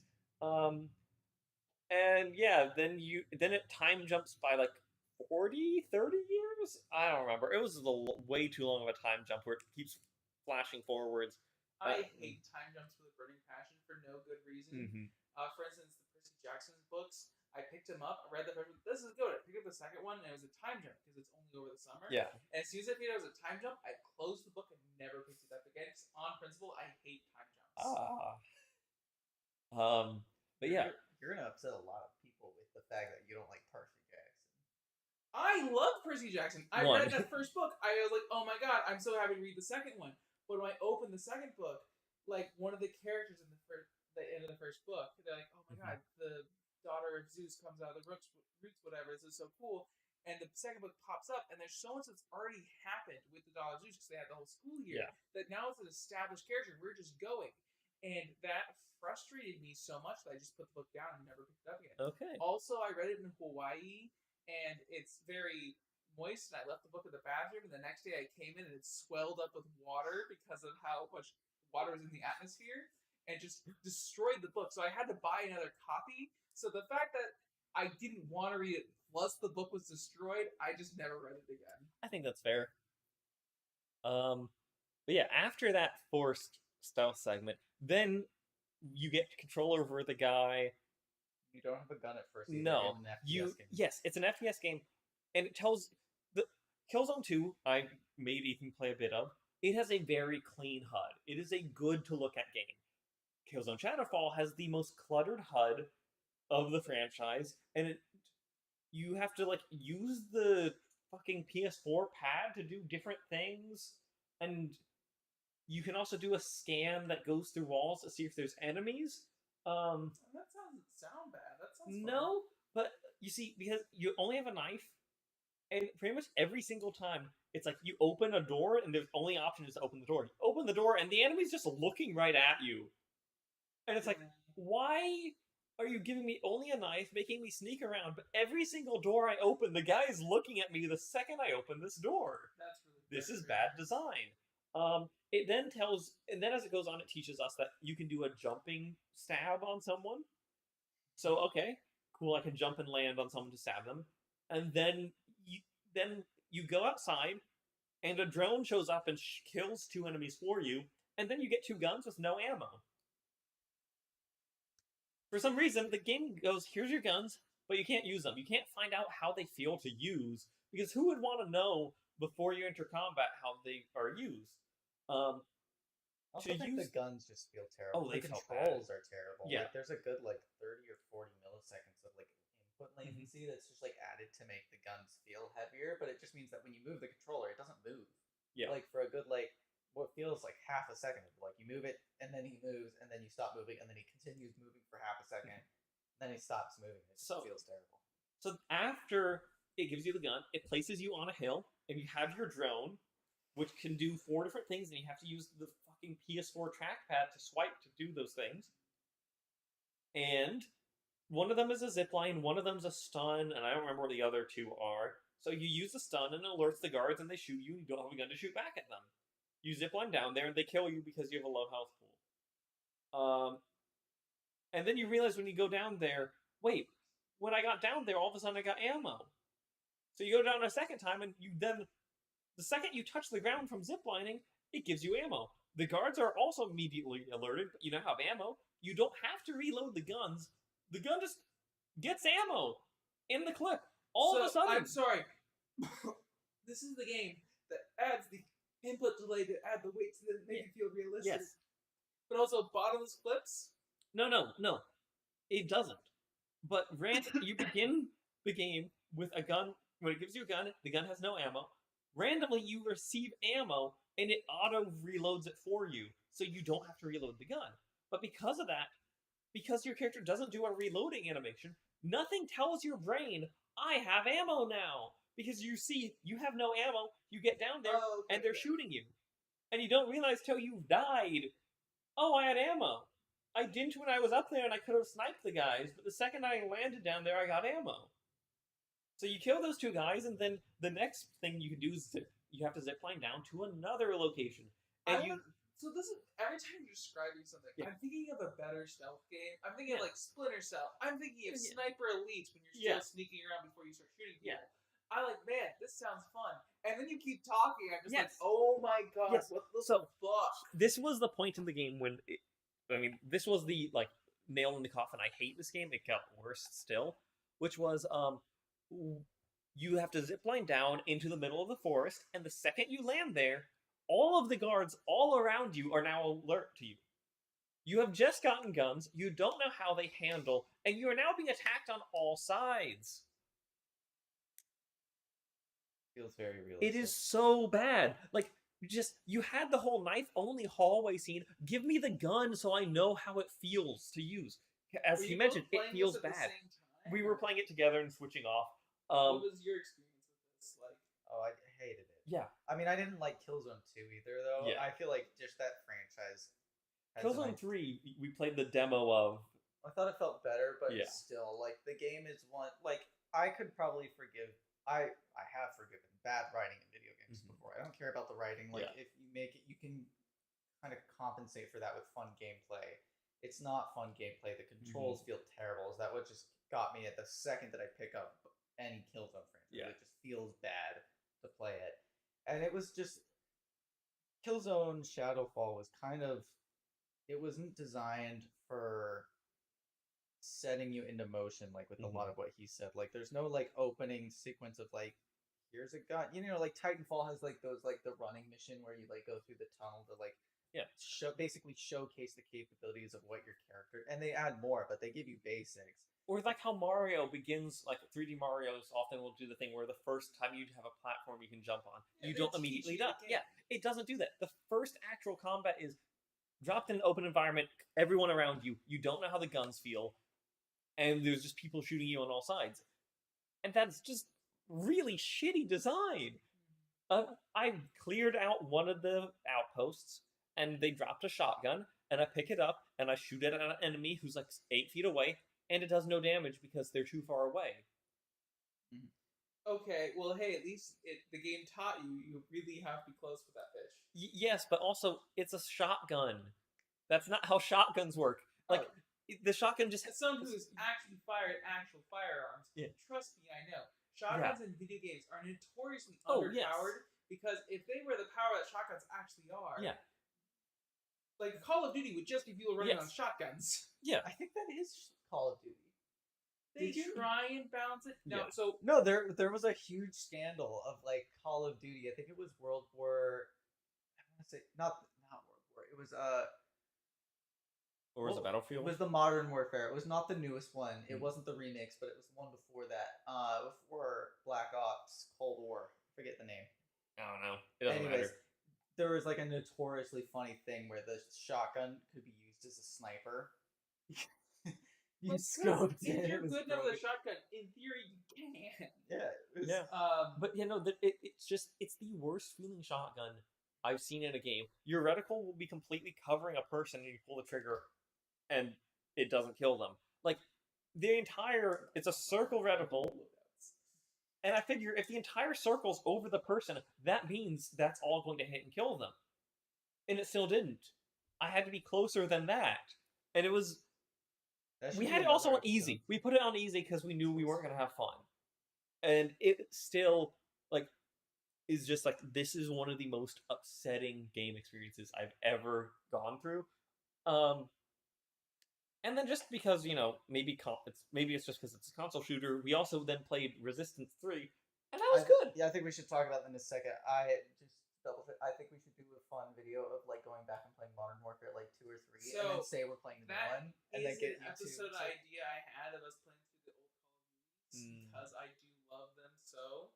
Not all of them, but like original Modern Warfare 3. I've maybe played Call of 2 Duty or 3 Ghosts, hours. which, by the way, if anyone who knows anything about Call of Duty, when I said Call of Duty Ghosts, they're currently screaming at me, "Fuck you! That was the one I grew up with. I like that game." Yeah, I think it'd just be funny to get YouTube to say we're playing a newer Oh, game yeah. again, and then be like, "Hey guys, we're playing the new Call of Yeah. Duty," and then it's the old one, and it's fun. Are they Uh, going to remake Ghosts the way they've remade Modern Warfare? Probably not because it's by far the least popular. All I know be is fair, that there's the dog named Riley, and that it forces you to slowly carry the dog, and that they If you're went talking on. about the campaign, I never Yeah. played any of them. Yeah. I played a gun game, but played so much gun game that I would win every single time I tried, and it stopped being fun to win. So what I do is I just run around with a knife and stab people and Bring to everyone demote down. them, Yep. simply to be annoying, because I could play. Wait until someone's about to win, knife them all the way down, and then win, and just go from starting pistol to end. Because I played nothing but Call of Duty gun game the entire time for many years, and I'm not good at Call of Duty. If you put me in normal match Call of Duty where people can pick their loadouts, I suck dog shit. But if you're all forced to go through the progression system, I can get good enough with the starting guns and the shotguns, assault rifles. I suck with snipers, but all I need is one lucky kill, and yeah. Okay. On topic of Resistance, we went to GameStop's had a physical game sale where Yeah. you could buy two get one free. Do you want to explain what games you got and why you got them? Yeah. I picked up Resistance 3 because it's Insomniac. I've heard good things about it for a long enough time. I figured I should give it a shot. So I picked that one up. I got Tekken 6 because I don't. I own Tekken Tag, but that's with my family, and I didn't feel like waiting to go pick it up from them. Yeah. So again, it wasn't that expensive, so why not? It's a fun Oh, game. sorry. And then I got Monster Hunter World because I needed a free game, and none of the other games interested me. I played the entire game, and I'm like 3/4 way through the DLC, Mhm. but it stopped giving me dopamine, and so I stopped playing it. My Yeah. cousin, who's still really into it, is like, "Why don't we play?" It's like it no longer brings me joy to play this game. I just don't Yeah. care. Yeah, I think that's. I don't know if that's going to happen with me. I've heard so many people talk about the game that I want to know what it's like. Have I you also- tried it yet? No. Oh, okay. I also made Ethan though play a different Capcom game, Dragon's Dogma, Yes. and I don't know what you thought of it. I thought it was fun. I thought it was like very much similar to oh, I forgot what it was similar to. I was talking about when we weren't playing it, but it was just kind of like it was starting really slow, Mhm. but I thought it was fun. Yeah. The games that I picked up, Similar to EDF, Dragon's Dogma has an amazing sense of scale with the people you fight. But yeah, Shadow of the Colossus, but an That's a action cool game. case.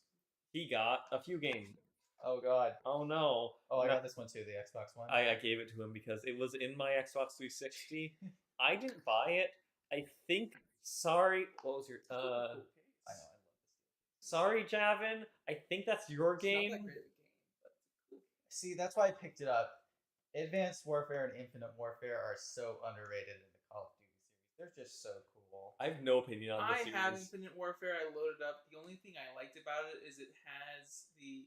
Because one thing I really like about the COD games is their single player stuff, like not single player, but like local COD games, Yeah. like zombies or Ghost had Alien Invasion, and I think it was Infinite that brought back the same thing that Modern Warfare. Which one was it? But it had basically they send waves at you. They have supply crates, and you can buy specific guns and whatnot. It's just wave survival. Yeah. And I think it was Infinite that had a wave survival, and I was like, oh, I'm glad this is back. Yeah. They didn't have the map where you just sit in the kitchen and on the couch and just fire down the thing. Anyone who knows what I'm talking about, you just stayed in that room, you shot, and you just lived in that little room with machine guns. It's only viable Yeah. until 3 Juggernauts, but So- So you got Dead Space, which we have you played that one? no. I've never played Dead Space. I know it's one I need to and should, but I haven't. We Yeah. were playing it, and he put it in the notes here, but it still looks amazing on Yeah. the Xbox 360. As mentioned, 360. We were not playing it on the Xbox One or Series X or whatever. This was the 360, and it looked amazing. And this was it 2008. Like I am blown away at how good that game looked. The level Remember, of detail. We're The into game, the future. That stuff that was old is actually good, and stuff today is crap because late stage capitalism. Yes, for Okay, but apparently the remake is also really good of Dead Space, from what I've heard. But yeah, I was shocked at just how much detail was put into a game. It ran well, like it wasn't a choppy game. It ran smooth. It looked good. Well, I think 2008 was before developers started really trying to bring their games to PS3 well. You know, it was always the second tier. So I think they just put a lot more energy into the Xbox, especially because Xbox was Yeah. more of a gritty, you know, you can do horror and not censor as much. And, Yeah. You know, it was That's possible. I don't know how the port is on PS3. But no, I was blown away by that. I mean, EA in 2008, back when they'd make single player games in new IPs, they crushed it. They were doing great. Mirror's Edge, I remember also looking amazing back then. Again, it's a game with two colors in it, but that's why they're able to make it look good. Well, I But still, think it looks there's great. kind of a limit where you're gonna get with graphics where they can't make them look better. Like Yeah. you can try and make it more look Post realistic. processing. You can make it more realistic. Realistic isn't better. Yeah. It's like why Team Fortress 2 still looks good. Like I loaded up and like yeah, this looks like a game that was made in 2009, but that's not a bad thing. In fact, Well, people the style of the game lasts Yes. much longer than like if you even compare like the Zeldas, like Wind Wind Waker. Waker versus like Twilight Oh, yeah. Princess, it just like looks like people play Wind Waker to this day, and it's like, wow, this looks so good. Like I'm having a great time with the visuals. They can't hear you. Yeah, talking to Mike. But like I just one thing about Overwatch is Overwatch 1 I think had a style, but even before 2, they started releasing heroes that were outside of the style and just didn't look quite right. They looked good, but they weren't Overwatch, and it kind of fucked it up. Like the latest, you can really tell if you look. I want to test this actually, if I could bring it up. I don't know how to bring it up on screen. Just pull it up on your phone and show it to the camera. No, like good art direction. Also, I think part of what makes Dead Space look so good is it's all metal, and the only things that aren't metal are the necromorphs, which Gore they also did a good job on, but like it's not like these are amazing facial animations. I think that's part of the reason why it looks so good is they didn't try to make it all like realistic people. It's only metal and gore. And hey, you need to find out what you have that works, and they did, and it works. Game felt a bit weird in the controls department, but that's just because it's a 2008 video game, and that holding down left trigger to aim feels weird. But overall, it was good fun. Running also felt a bit weird, but overall, like I was shocked how good of a game that felt and looked and ran. But yeah. Ethan's returning from a brief something or other. Yep. I don't think I'm gonna be able to pull up what. Oh, maybe I can. So I'm just curious. Well, that fucks up the whole bit. If you could look at the like hero select profile pictures and see which ones are from the new games, I will say that picture I managed to pull up. Someone's doing a joke and replaced Venture with a little fan-made character art, which very clearly ruins the whole thing I was trying to do. But it's just Tracer and Soldier definitely had a very like vibe to them, and then they have like Queen come out, and she just doesn't. It looks like DreamWorks characters compared to the other ones. Okay, so out of which ones are? Sorry, you can't see this. Like the difference between Rhine and Queen. Well, I definitely know that Mog is a new one, right? Mog is new. It feels like they're kind of going back to the older style again. Like more stylish. He definitely looks a lot closer. That was a complaint. And then you look at Venture, which you can't because they replaced them with this as a joke. Like her thing, I look at it like she doesn't look like she fits in this game. Or if I bring it over to this one, comparing, where am I? Like, this is great content. Lifeweaver versus Mercy Moira Lucio. Like they just, I don't know. Yeah, I can see what you're talking about. They're really close, but you can just tell that they were by a different design team. Yeah. Also, the amount of times Overwatch has hired story writers. Don't work for them. Don't care about the story about Overwatch anymore. Well, don't it's work for happening. Blizzard for other reasons too. So it's so painful. You're saying you don't want to get sexually harassed? Oh no, I do. You heard it here, folks. Please harass me. Send things directly to my grandmother so that she knows that I'm sexy as hell. Well, no, don't sexually harass his grandmother. Sexually harass him. No, that's the thing though. If someone like really likes them, they'll start like going after your circle. You know. That's when you. That's know you not made the it. same as sexual. I am not saying don't. You're taking it even. No. They need to be so like sexually harassing me that they go to my grandmother and try to get to me. You know, it's like a reverse like. No. Yeah. Anyways, next topic. This won't make it into the edit. All right, I'm gonna pick one from the list. So, moving on, we're because we had been talking just personally about like what our favorite generation of like console generation or like is our favorite. Even if you play PC, you know, you can still break it into that kind of time span. Make a tier list. You don't have to make a tier list, but what is the one that is your just favorite? have to say I disagree with this premise entirely because now is the best time because all those other generations still exist. I can still go play them. But And more like what? Because it's the sort of thing where, like, for me, I think I was not expecting this, but when I look back at my favorite games list, a lot of them come out around the time of the PS3. Like, I think PS3 era is my favorite era. If you of were only games. allowed to play video games on one console, what console would you see, I would say PC, Yeah. but yeah. All right. So the way I'm going to phrase this is, what year of Overwatch would I play for the rest of my life? The meta right before Goats came out. Even then, I didn't hate Goats. So entirely. PS4 There is were his favorite times era where I because that's Overwatch's really PS4. hated Goats. Like that, they got rid of it for a reason. Goats sucked ass.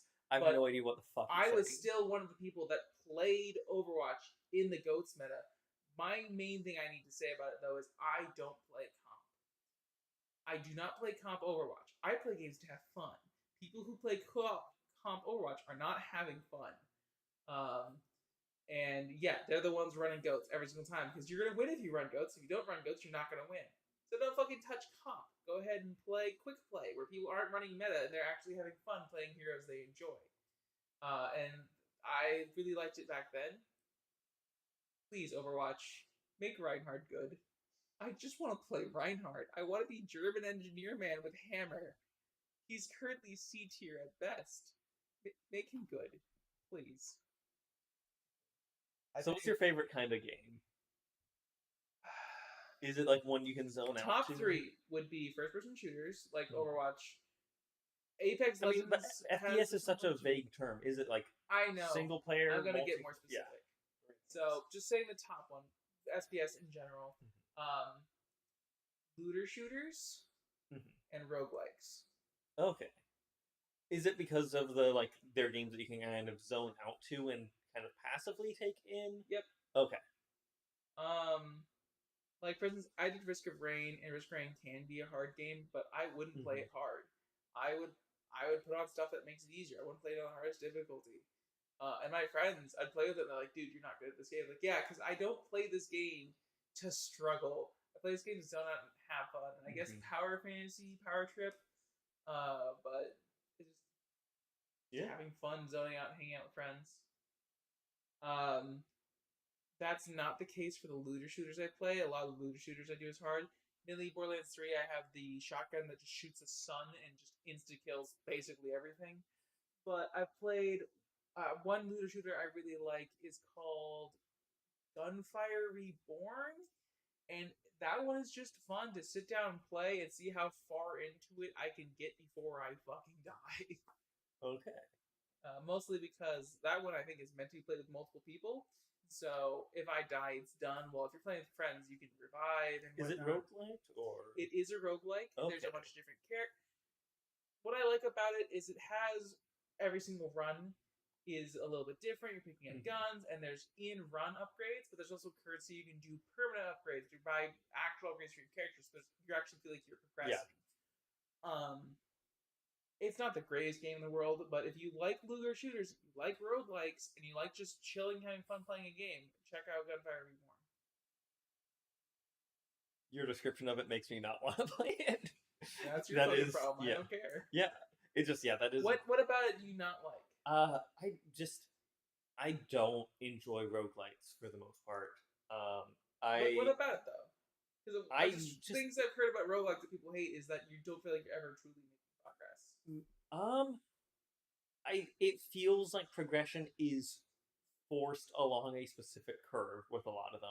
Because I'm going to say this, I didn't like Hades, the game by Supergiant, where you're trying to escape hell. Yeah, everyone loves that game. This is like a 7, 8 out of 10. I beat the final boss once, and it's like, congrats, there's now more game, and I'm like, I don't care, and I stopped playing it. I love every other game Supergiant's made. Bastion, Transistor, and Pyre are all like top of my list favorite games of all time levels of quality. I didn't care for Hades. Something about it being a roguelike, I just went, I don't care. I know that the narrative ties into it being like the narrative and it being a roguelike are working together. I still just it didn't work for me. Just roguelikes just don't compel me in the slightest. And looter shooters as well all the time as well just don't tend to do much for me because I think I just feel so disconnected from Didn't you everything. spend a lot of time in Borderlands? I played a few times, and again though that was more with friends for the most part. I was playing it co-op, and it is fun to play it in co-op, but I playing single player I have no desire to do. Well, I mean, yeah. Like, for instance, Gunfire Reborn. Mhm.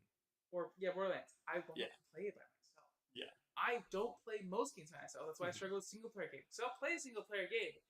If someone's in a call hanging out with me, they can be doing their own thing. I have a strong Yeah. opponent of parallel play, which is why I'll call you, we'll have a conversation while Yeah. playing Overwatch. And I'm like, I don't want to be rude, but like, I can tell when you go silent.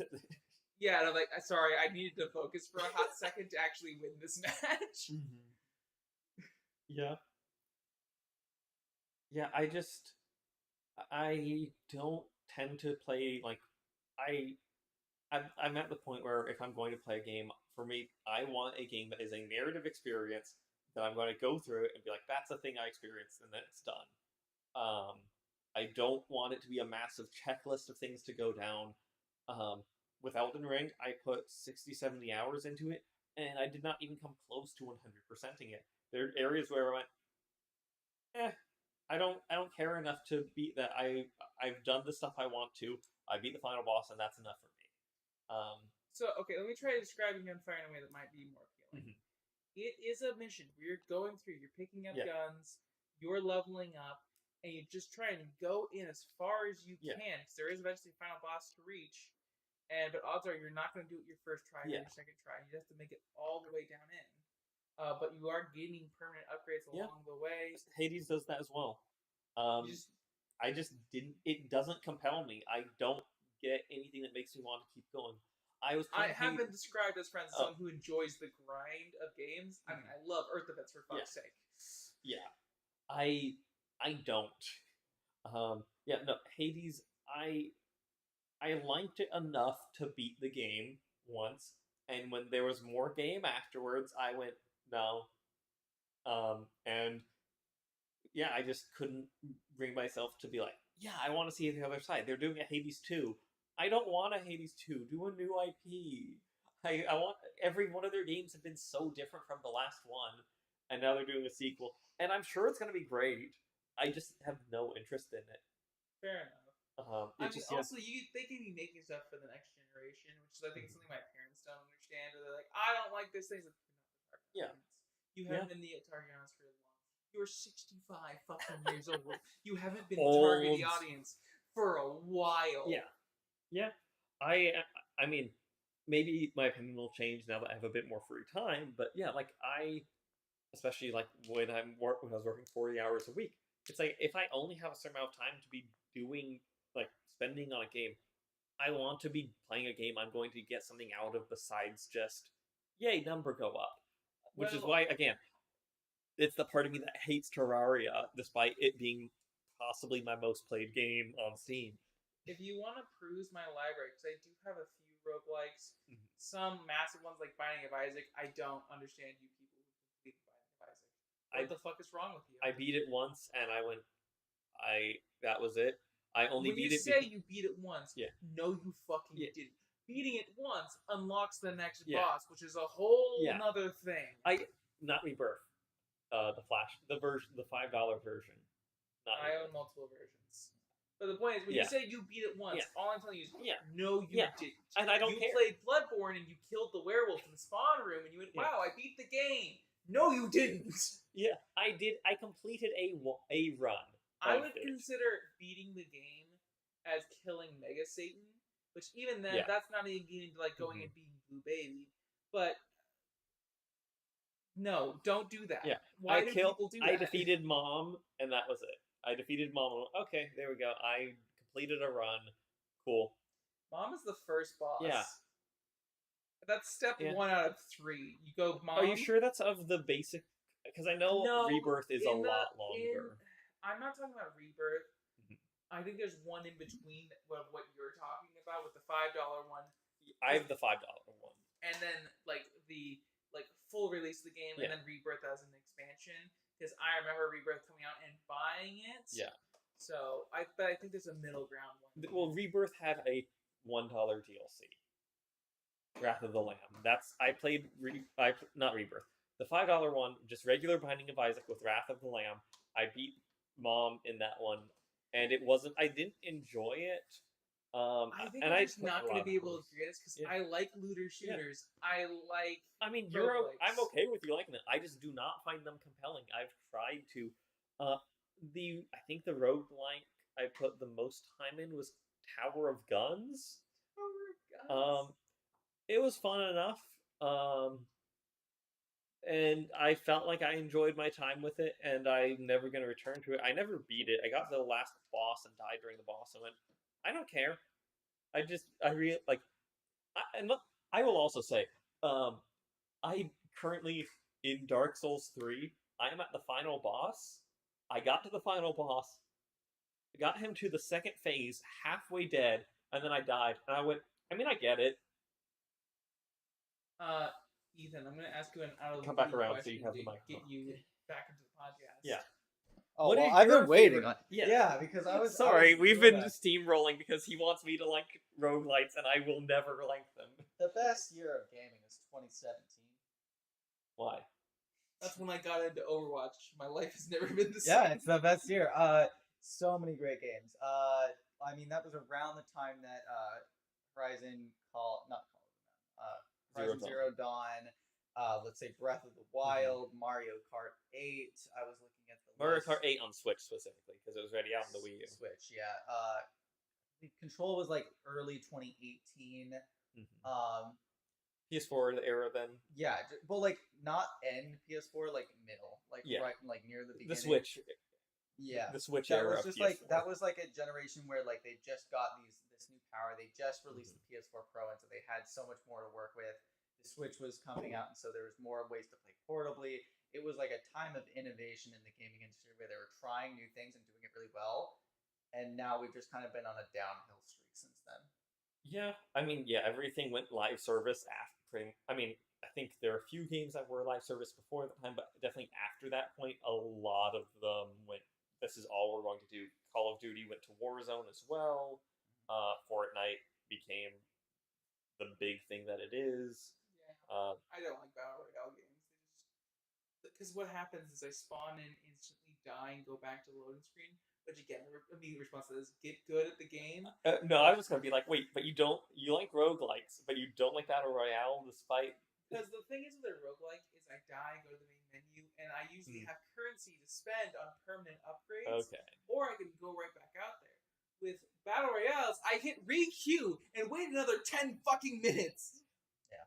I mean, but before that, I mean, I think it goes in about like 4-year cycles for me, where like 2014, 2015 was pretty good, and then 2017, 2018 was pretty good. Where because 2015 I think was when like not Zelda, the Lord of the Rings game, Shadow of Mordor. Oh, okay. That one was released. I think that was 2014. Yep, 2014. Yeah, like a little bit earlier, like that. Then 2013, especially with like the Arkham Knight series, like peaking right around then. Like there was these highs of like that was the last push for kind of the. Was that PS3? Was Arkham Knight on PS3? PS4. PS4. I've never played it because it was on PS4 and not PS3, and I don't know if I'm ever going to get around to playing it at this point because I don't know if I care enough about the series at this point. Enough time has passed that I don't have any investment in it. Yeah. Did you hear? We were playing Fallout 4 the other day. Did you see that they finally released like an update? Yes. For 10 years later. Well, you guys heard about the? I'm sorry. Did you say Fallout 4 came out 10 years ago? Yeah. Yes. Oh Yeah. no! 10 years ago, man. Sorry, you're an old. You're an old. Yep. Fuck, that hurt. Yep. You're an old. It came out 10 years ago, and it just got a new update because of the TV show. Yeah, that's what I was going to comment on Yeah. about all the new players playing these games Yeah. because the TV show. But 10, it came out in 2014. Yeah. Fallout 4, not New Vegas. 4. New Vegas is like 14 years old. Fallout 3 is 16 years Time old. goes on, things like this are going to become more and more common. Yep. Like that was how many years Yes. ago? But Jesus Christ. Yep. Yeah. I love Fallout 4 on survival mode exclusively. I don't like it the other way. Well, I don't know. I've never played it the regular way. Survival mode, though. But that kind of goes back into that same era though, 2014 of just like it was kind Yeah. of like that was a good push, and then 2017 was a great Mhm. push, and 2020 had some great games. Like it had the Dead Space remake, it had Cyberpunk wasn't- 27. That was last year. Oh, Was that was Dead last Space. year. Never mind. Okay, so that was. What year? There's a game I want to talk about, but I don't know what year it came out. I mean, like at the top of my list of Yeah. every game is like Cyberpunk 27. Is that- That's just So your favorite probably be like a open world narrative kind of thing? Because I you've would say also that it's mentioned all that. Yeah, Yeah, because you've Horizon mentioned and- Horizon and Cyberpunk, which are both very much narrative-driven games, but also very much an open world Yeah. exploration. because I don't like Ubisoft's way of doing Yeah. it with like the Assassin's Creed franchise because I don't know that seems a little bit more grindy. Whereas like even in Yeah. Cyberpunk 27, you don't have to grind. You can run to the final Mhm. boss. Same thing with like Breath of the Wild. You can get Yeah. your stick and you can go take on the main guy Yeah. right after. But it just encourages you to kind of like live in the world. And any game that does that, and Shadow of Mordor did that, where it was just like, especially with the enemy system, it's like you wanted to kind of run around and like poke at things and Yeah. see how they wanted. But it's not an Ubisoft game where you have to like fetch quests across the world. Yeah. It's always like it's on your time. I mean, I have a Ubisoft game in my top games of all time. Far Cry 2, I think, is the best FPS game on the highest difficulty. You don't play it on the highest difficulty. Play it on like easy or medium, and then beat the game. And then once you've done that, then play it on hardest difficulty. Then play it hardest difficulty without quick saving. Then play hardest difficulty permadeath. That's the best way to play the game. What game was that again? Far Cry 2. Oh, I adore it. Ethan didn't like it because he thought you said the AI was too smart. No, I just said that I didn't like it. It was You complained that the AI was too good though, because they kept getting behind you and you weren't sure how they were doing that. So the one thing about Far Cry 2 I've heard that popular like is when you're using the map, you actually have to like flip through Yes. maps, and there's not a little thing like you actually have to figure There it is out. no HUD. I don't want that. Yeah. Why is that a thing I would want? Immersion. Fuck that. I Yeah. don't care. I adore Far Cry 2 In the because world of cell phones and Google Maps, having a map that Yeah. shows me exactly where I am, where I'm trying to go, the fastest route there. You're it right. just Let me hold my is gun. immersive. let me hold my gun and do this. Because Fuck off. that's I what won't do that. If I don't know where Yeah. I'm going, I'm doing that. yes, well that's why you have. But I'm saying there is no heads up display because you're even in your situation where you have a map, like you don't have to look around the area. The map you have puts you on it, so it's not you have to triangulate your Oh, that position. breaks your immersion though. It works enough for me because it's not always there on the screen. You only are looking at the map when you need to look at the map. I just for me it's like realistic does not equal good. I don't think it necessarily does. I think though the game uses all of its mechanics in a way that everything works harmoniously. That I think the game is better for that realism. The game isn't meant to be we can definitely talk about whether or not difficult games how they count as power fantasies, but it is a power fantasy by kicking you in the teeth repeatedly, by handing you a gun, and then you pull the trigger and the gun crumbles to dust in your hands, and then it goes, ha, it points at you and laughs, and then everyone else shoots you to death. It's a game that it's going to keep doing stuff like that to you, but it will also have means to let you bounce back. So, do you think that someone like me that does, in general, enjoy power fantasy games, like playing Risk of Rain 2, Yeah. with a lot of stuff that makes the game easier, or Overwatch, where I may have a friend that I play with that's not as good at the game, and when I play with them, it puts me in lower ranked lobbies, and so I can crash over here.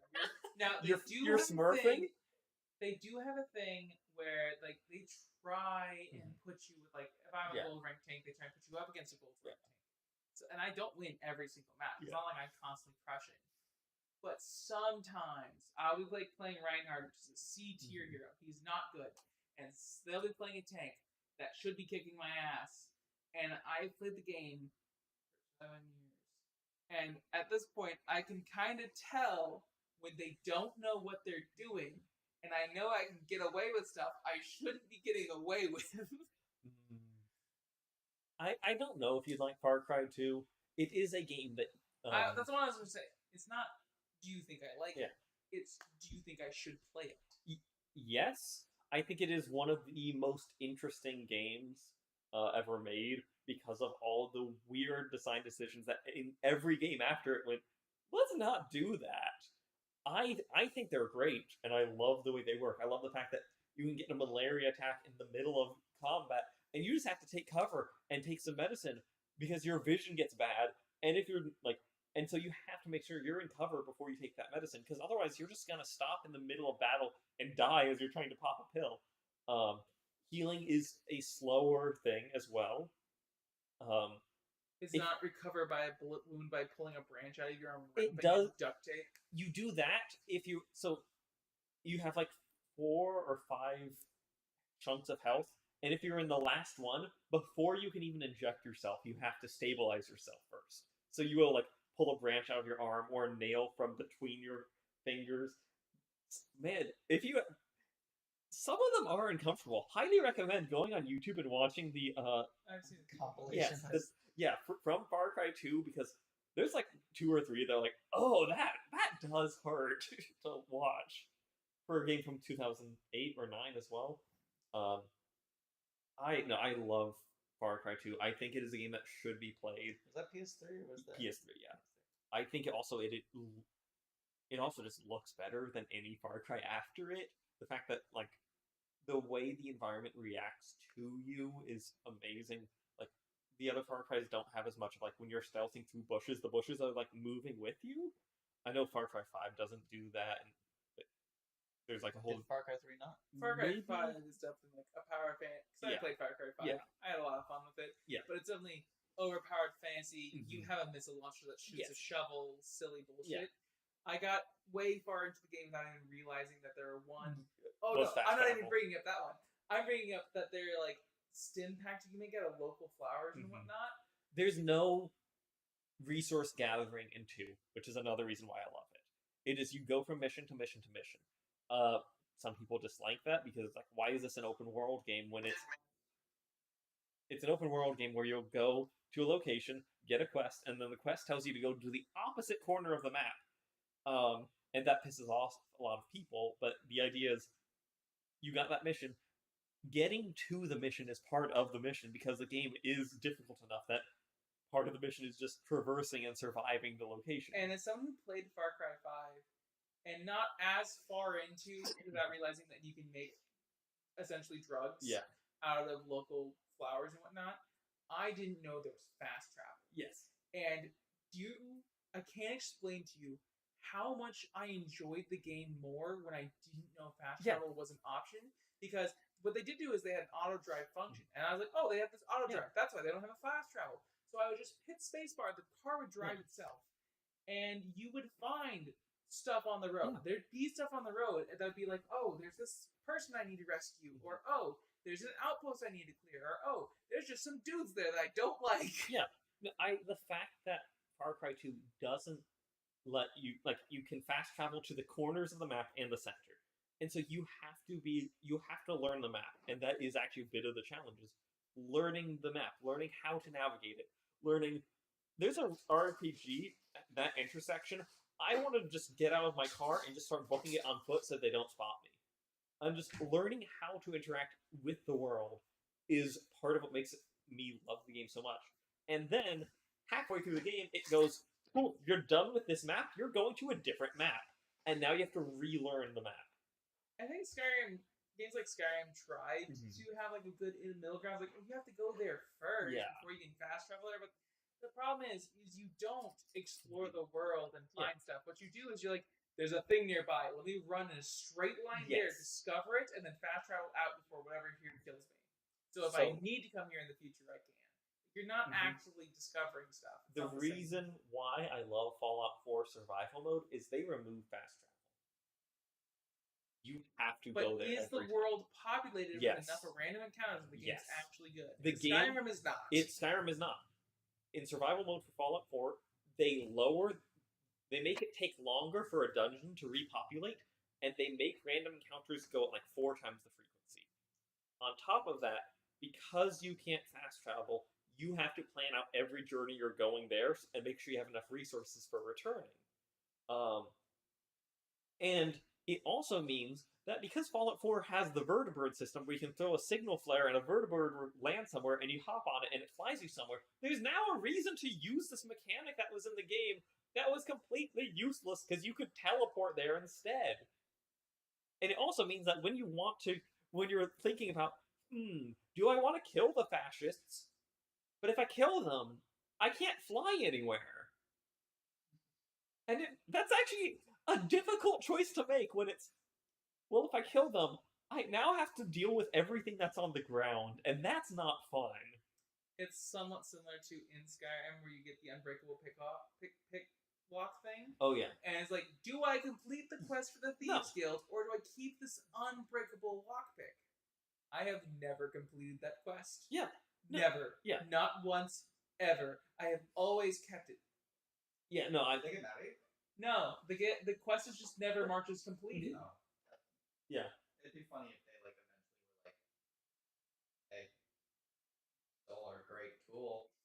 Well, to be fair, you're stealing it. I'm not going to go into You're the not getting story picked of up, it. Ethan. You're too far away from the mic. Yeah. You gotta project. You're too silent. You're not you're a silent protagonist unwillingly. I'm the producer of this venture. We just got Wait, in another. I did the alcohol video and the thumbnail. So I mean, you do all the tech stuff. Yeah, that's what a producer does. I don't know actually what our titles are. You're comedic relief. I bought the shit. Sugar.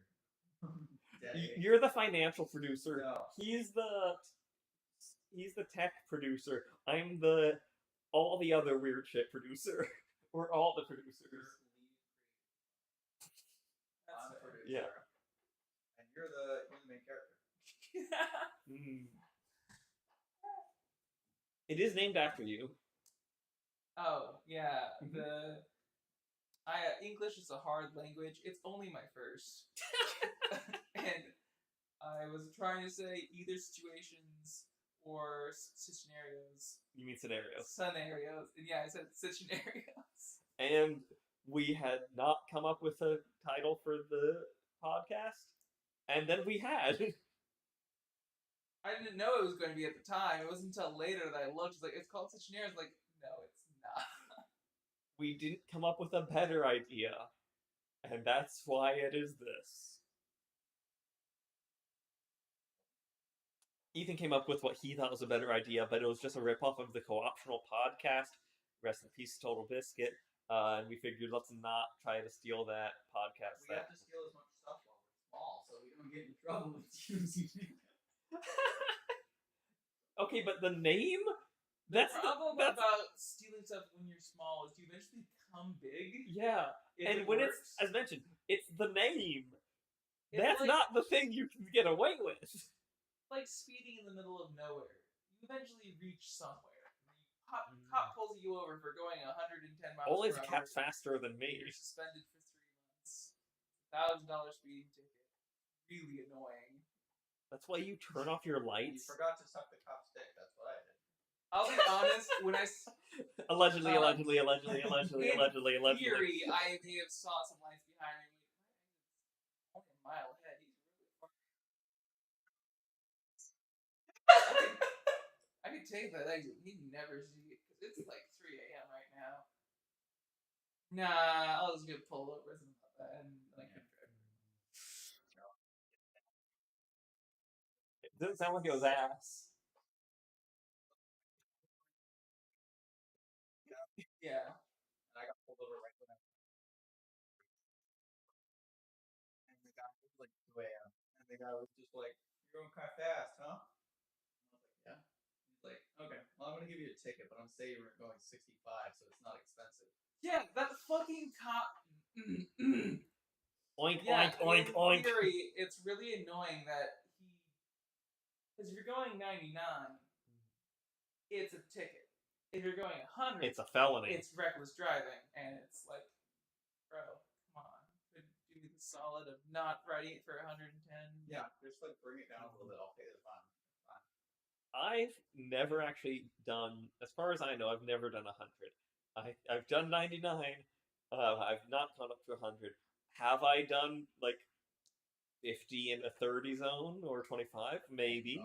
But I've never done 100. And that's Like I just said, ticket safety. in the middle of nowhere, Yeah. you eventually reach somewhere. So I was in the middle of nowhere for 2 hours before I reached somewhere. Yeah. That's exactly Yep. what got me. I was driving from Tacoma, like all across like NP Washington. Battleground, and And there's I- nothing in Battleground. What? Driving even in Battleground, there's nothing there. How do you know what Battleground is? I lived in Vancouver for 4 months. Did not know that. Did you 3 know Nick months? Rose in Battleground? Maybe. I don't remember. No. I know you spent time in Washington and Texas and Washington, and now you're in Portland. But yeah. No, I grew up in Battleground. I mean, Okay. I was born in Beaverton, but Battleground was where I grew up from. I have never moved once in my life. You need to fix that. I know I do. Hey guys, if you were watching this and you know of a house, no, this is a joke. We're not doing parasocials of that level. They can't even hear you. My parents tried to be rent, and they, for the most part, shut up. So it's fine. Yeah. I mean, you Jazz, were talking about like if you guys move into a house. Yeah. If you guys were interested. It seems like my plan, as abstract as it is right now, I don't know why I'm saying this on the podcast, is probably in the summertime move in with Matthew, and then if you guys get a house, Yeah. sure, I'll get. Yeah. I'll You'd get. rather move out of Matthews. Yeah. He has very made it clear that moving in with him is an option, and I'm willing to take it for as long as I need. But the second I find something else, get the fuck out of my house. He hasn't said it like that, but those are the very clear vibes he's given to me many times. It's the I'm happy to help you. This is not a permanent residence. Yep. Yeah. I think that's fair. To some That's extent. completely Yeah. fair. I mean, I'm happy he's offering it to me as much as possible, but I've Yeah. also talked to him about how I am with my parents and how I'm basically just on pause until I can move out. You had mentioned wanting to talk about power fantasies and games. Oh, actually, before we do We that, had mentioned that a couple Yeah. times. I also realized I didn't mention my favorite types of games. I know I've mentioned that Far Cry 2 and Fallout 4 are some of my favorites, but those aren't like top of the list. Top 3 are going to be Outer Wilds, Kentucky Route Zero, and Pentiment. So just a certain, not that long amount of time, narrative focused that I can go through once and I've experienced them. Real quick, Also, they don't have combat. I've heard Fallout 4 described as a looter shooter. I haven't played it. I've heard You it could described. argue it is, but it's not a looter for getting guns. It's a looter because it's a scrounger shooter. You scrounge the environment for like adhesive, screws, and everything, and then you can upgrade your gun with those things you find. But it's not the same thing of like, oh, I found 10mm pistol that does an extra 0.5 damage. Okay, well, I can make the same argument for gunfire if I go Yeah. back to that real quick. Try not to. Yeah. You do find different guns, but you also get money that you can upgrade the gun Yeah. you currently have, and it's possible you might find later just the same gun It's with higher stats. it's not also a straight upgrade. It's like, do you want a gun that do you want a It's scope? up, but also Yeah, side. it's everything is you're trading off for those. Yeah, I've seen parts. videos But yeah. of someone who got a pistol and also a Fat Man launcher, and through a series of Oh glitches, yes, everyone does the turning your pistol into a MIRV launcher, where you launch 18,000 nukes in half a second and die. It's fun if you do that. I haven't. Yeah. We're talking about power fantasy games. I think at this point most people should have realized that I do just enjoy turn my brain off games. Yeah. growing up, something that I thought was fun to do, Halo Reach. I would go into I don't remember what the name of the game mode is, but they send infinite waves after you. And what I would do is I'd give myself the rocket launcher, the alien rocket launcher, bottomless clip, infinite ammo, invulnerability, jetpack, and just fly around with rocket launchers, killing infinite waves of enemies, just being an overpowered god. Yeah. If you want to psychoanalyze me, I'm the youngest of 6 children. I didn't have that much autonomy in my household. Yeah. Yeah, I mean, I definitely think it is fair to call like Souls games and Far Cry 2 and even Fallout 4 like to some extent a power fantasy. Of all of the Far Yeah. Cry's, Power 2 is the least Yes. fantasy. I'm okay. My thing is power fantasy has to be either earned, like it has to be something that feels earned. It can't be mindless for me to really enjoy it. Is the thing. Well, what about the grind of Earth Defense? You have to grind to get those weapons to earn being that powerful. And I also just hate grinding in games, so that's the other thing. But then how are you supposed to earn the being powerful? I also really enjoy 2 games that I feel like kind of highlight that power fantasy, the Warhammer game that you played. Yeah, Warhammer. I mean, I gave it to you on easy. That's fair, but I think that leads into that you are a single person that can fight armies. Yes. Have you played Vermintide? No, it was Warhammer 40,000 Space Marine. Okay. You want to play Vermintide? It's only one person. Nice. I own all the Yeah. DLCs. With the game, it definitely begins that level of easy. I mostly enjoyed it, honestly, for the story. I thought Warhammer 40,000 Space Marine was hilarious all the way through because of just how absurd it is. It felt like I was playing a Verhoeven video game. The guy who did RoboCop, Starship Troopers. It felt like that in video game form. And it does get really difficult at times. And similar to like Doom, it has a thing of if you melee kill, finisher someone, you get your health back. And so it is that constant balance of going. You have to charge headfirst into the people that are killing you to replenish your health, and I love that design decision. It definitely does have power fantasy elements to it, especially once you get the jetpack and the gravity hammer, and then you just shoot straight up in the air and then charge down at them and explode everyone in a 10-foot radius. And that's a lot. That is fun. But again, it does come from the fact that you have to be monitoring everything and engaging with all the mechanics it has. I think I like difficulty for the most part if it's a thing that it's forcing me to engage with mechanics. If I have to actually be thinking out all the different things, tools it gives me, and if I use everything correct, I'm not going to die. If I slip up, then I will. So what do you think about like Helldivers 2, which I could argue is a power fantasy in the weapon sense? Weapons you have, the orbital lasers, the tanks and all that, in that sense is power fantasy. But you're a squishy little dude who's probably gonna die. I've not played it, I've not watched videos on it. My opinion is... Your opinion is you haven't played it. I've not experienced it or watched content, so I don't know. I think the whole point of that game, though, is that you are not an all-powerful god. Yeah. You are one of the democracy, and you like are constantly sacrificing It's also Verhoeven. yourself. And... Well, one of the things I've seen is just these. I'd love to be in the Helldivers universe. Like you do understand you die. that you die. Yeah. Like you from your survive point 6 of view, seconds. You've done all these missions. You've cleared all these plans. Like, but if you look at it, every time you die, you're a new fucking person. Yes. Like, there's no character customization. You customize the ship. Yeah. Because the ship lives on, but the person you're playing as fucking dies. Yeah. I think it's hard to say since I haven't played it. I think the fact that I would enjoy it because it is more Verhoeven-esque. It is that like it's that absurdist, just like laughing at failures in the same way that Lethal Company is. It sounds like, and so I think that's more where my enjoyment would come from than the power fantasy. Okay, but compare that back to Earth Defense again. Yeah. You're a squishy little dude with these all-powerful Yeah. weapons. Yeah. And you're not as squishy in Earth Defense, Yeah. especially if you grind for Yes. armor. But And, realistically, yeah. grinding for armor is optional. Yeah. And also, when you grind for that much armor, you're that powerful. One, if you're online, it'll cap how much armor you're allowed to have. And 2, you just go on to the harder missions. There's harder difficulties. You're supposed to continue to the point where the level of difficulty stays, relatively speaking, the same. Yeah. Again, I only played the curated version of it for 2 or 3 hours and not. Well, that's more than you Yes. have with Helldivers. Yeah.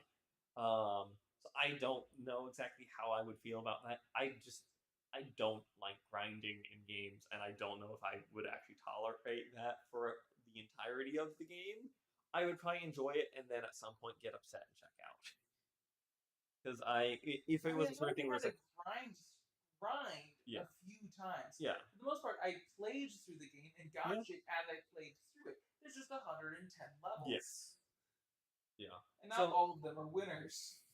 I know you hate the underground levels. The best underground level is mid at best. But yeah, The Like- game that I played, it's definitely a Power Fantasy Cyberpunk. That's like Yeah. you become a god at some point. You are this cyber beast. That's I find so many memes online about people being like, because there's a couple of like missions where you go stop cyber psychos, and it's just like me as like 25 people on my way to stop one cyber psycho, and it's like looking in the mirror, you know. Oh yeah, it's just something I saw. It's like for Fallout, like in Fallout, you were becoming a ghoul. You're slowly going insane. And in Cyberpunk, like you're becoming a cyber psycho. The more you play the game, the more of a cyber psycho you become. And it's absolutely a power fantasy, and I think it's fun. Yeah. I enjoy the power fantasy not because of like the you can murder as many people as you want, because then that's when you really start to play the game exactly how you want to. It's not that I'm breaking the rules of the game. It's just now I get to choose how and when I play it. Yeah. More so. Have you encountered Clippy? You mean Skippy? Skippy, The gun? that Yeah. the gun. Okay, I was like Clippy, the Microsoft little No, thing. I mean Skippy. The Oh gun. yeah, Skippy, the gun. There's an AI gun that talks to you. that sounds awful. It's the good kind of AI that talks to you, where you grow fond of it. I And don't then know it if I gets ripped would. away. He doesn't I don't really know if have I a lot of would. cohesive thoughts. There's basically 3 things that Skippy does. The first one is when you get him, he's just He's a like, would you like me to be a puppy loving pacifist or like a murder weapon? Headshots only or limb shots only. And he always picks the opposite. If you pick puppy lover, then he becomes a murder psycho, and he doesn't. And then you have to kill like a couple hundred people before he reverts back to what you told him to. The second thing that he does is he's always humming. Like you'll hear it when you're just walking around with him, but he goes bum bum beedum bum, and it's really funny. If you're playing as a woman, he's just like, wow, you're really proving it wrong that all serial killers are male. You go, girl. You're murdering a bunch of people. And I then don't think I would spoilers, like this. When you get to the end of the mission, the person is like, "Oh, you brought back my gun. Neat." Reset. You just kills him. And if you don't bring him back, he gets really angry. He just starts screaming at you all the time. He's just like, "Take me home," and you're like, So it's not like the lockpick where nothing happens. You Oh, don't bring the gosh. lockpick back. You need to bring it back, or it gets really mad. Or you can hang him up on the wall. That sounds like what you Does he did. yell at you from the Absolutely. wall? Oh yeah, he does. You stick him up because you have like a gun wall where like all the special guns that you get collectibles basically. You in your apartment, you can hang them up on the wall and you can fill up all the slots. Oh, I did that in Skyrim. So my favorite thing to collect in Skyrim is unique items, and there's one Oh unique no! child You told clothing us the item. story. This is awful. But the thing is, in order to get the unique piece of clothing item, it's like the normal clothing item with like snow particles on it. It's only there's one child in the game that has it, but you can get it by adopting the child, giving them new clothing, they'll change, and then you can just take it off their inventory. The only problem is they have parents when you start the game, but that is easily rectified. You can't kill children, but you can kill parents.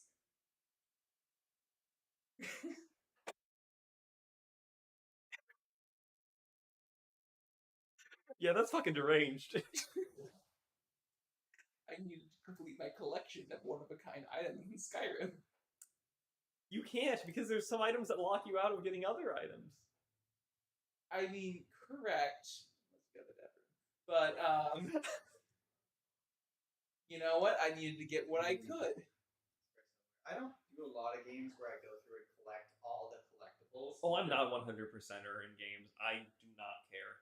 I want to experience the story and narrative and get what I can, and then I'm gone. To me, it depends on the game. Skyrim was just fun enough that I found it to be a fun challenge. I definitely not 100%. That was the same for Cyberpunk. I think I didn't even 100% it because the DLC did have it, and I did collect all the guns because seeing that wall filled, I was like, yes, guns. I think it was for me is when I got the DLC that lets you buy it, build a house. I like had all these armor stands, Hearthfire? something along these lines. And I was like, it had all these display cases, and I had nothing to put in. And I was like, okay, what am I gonna put in here? Well, I collect all the Daedra weapons.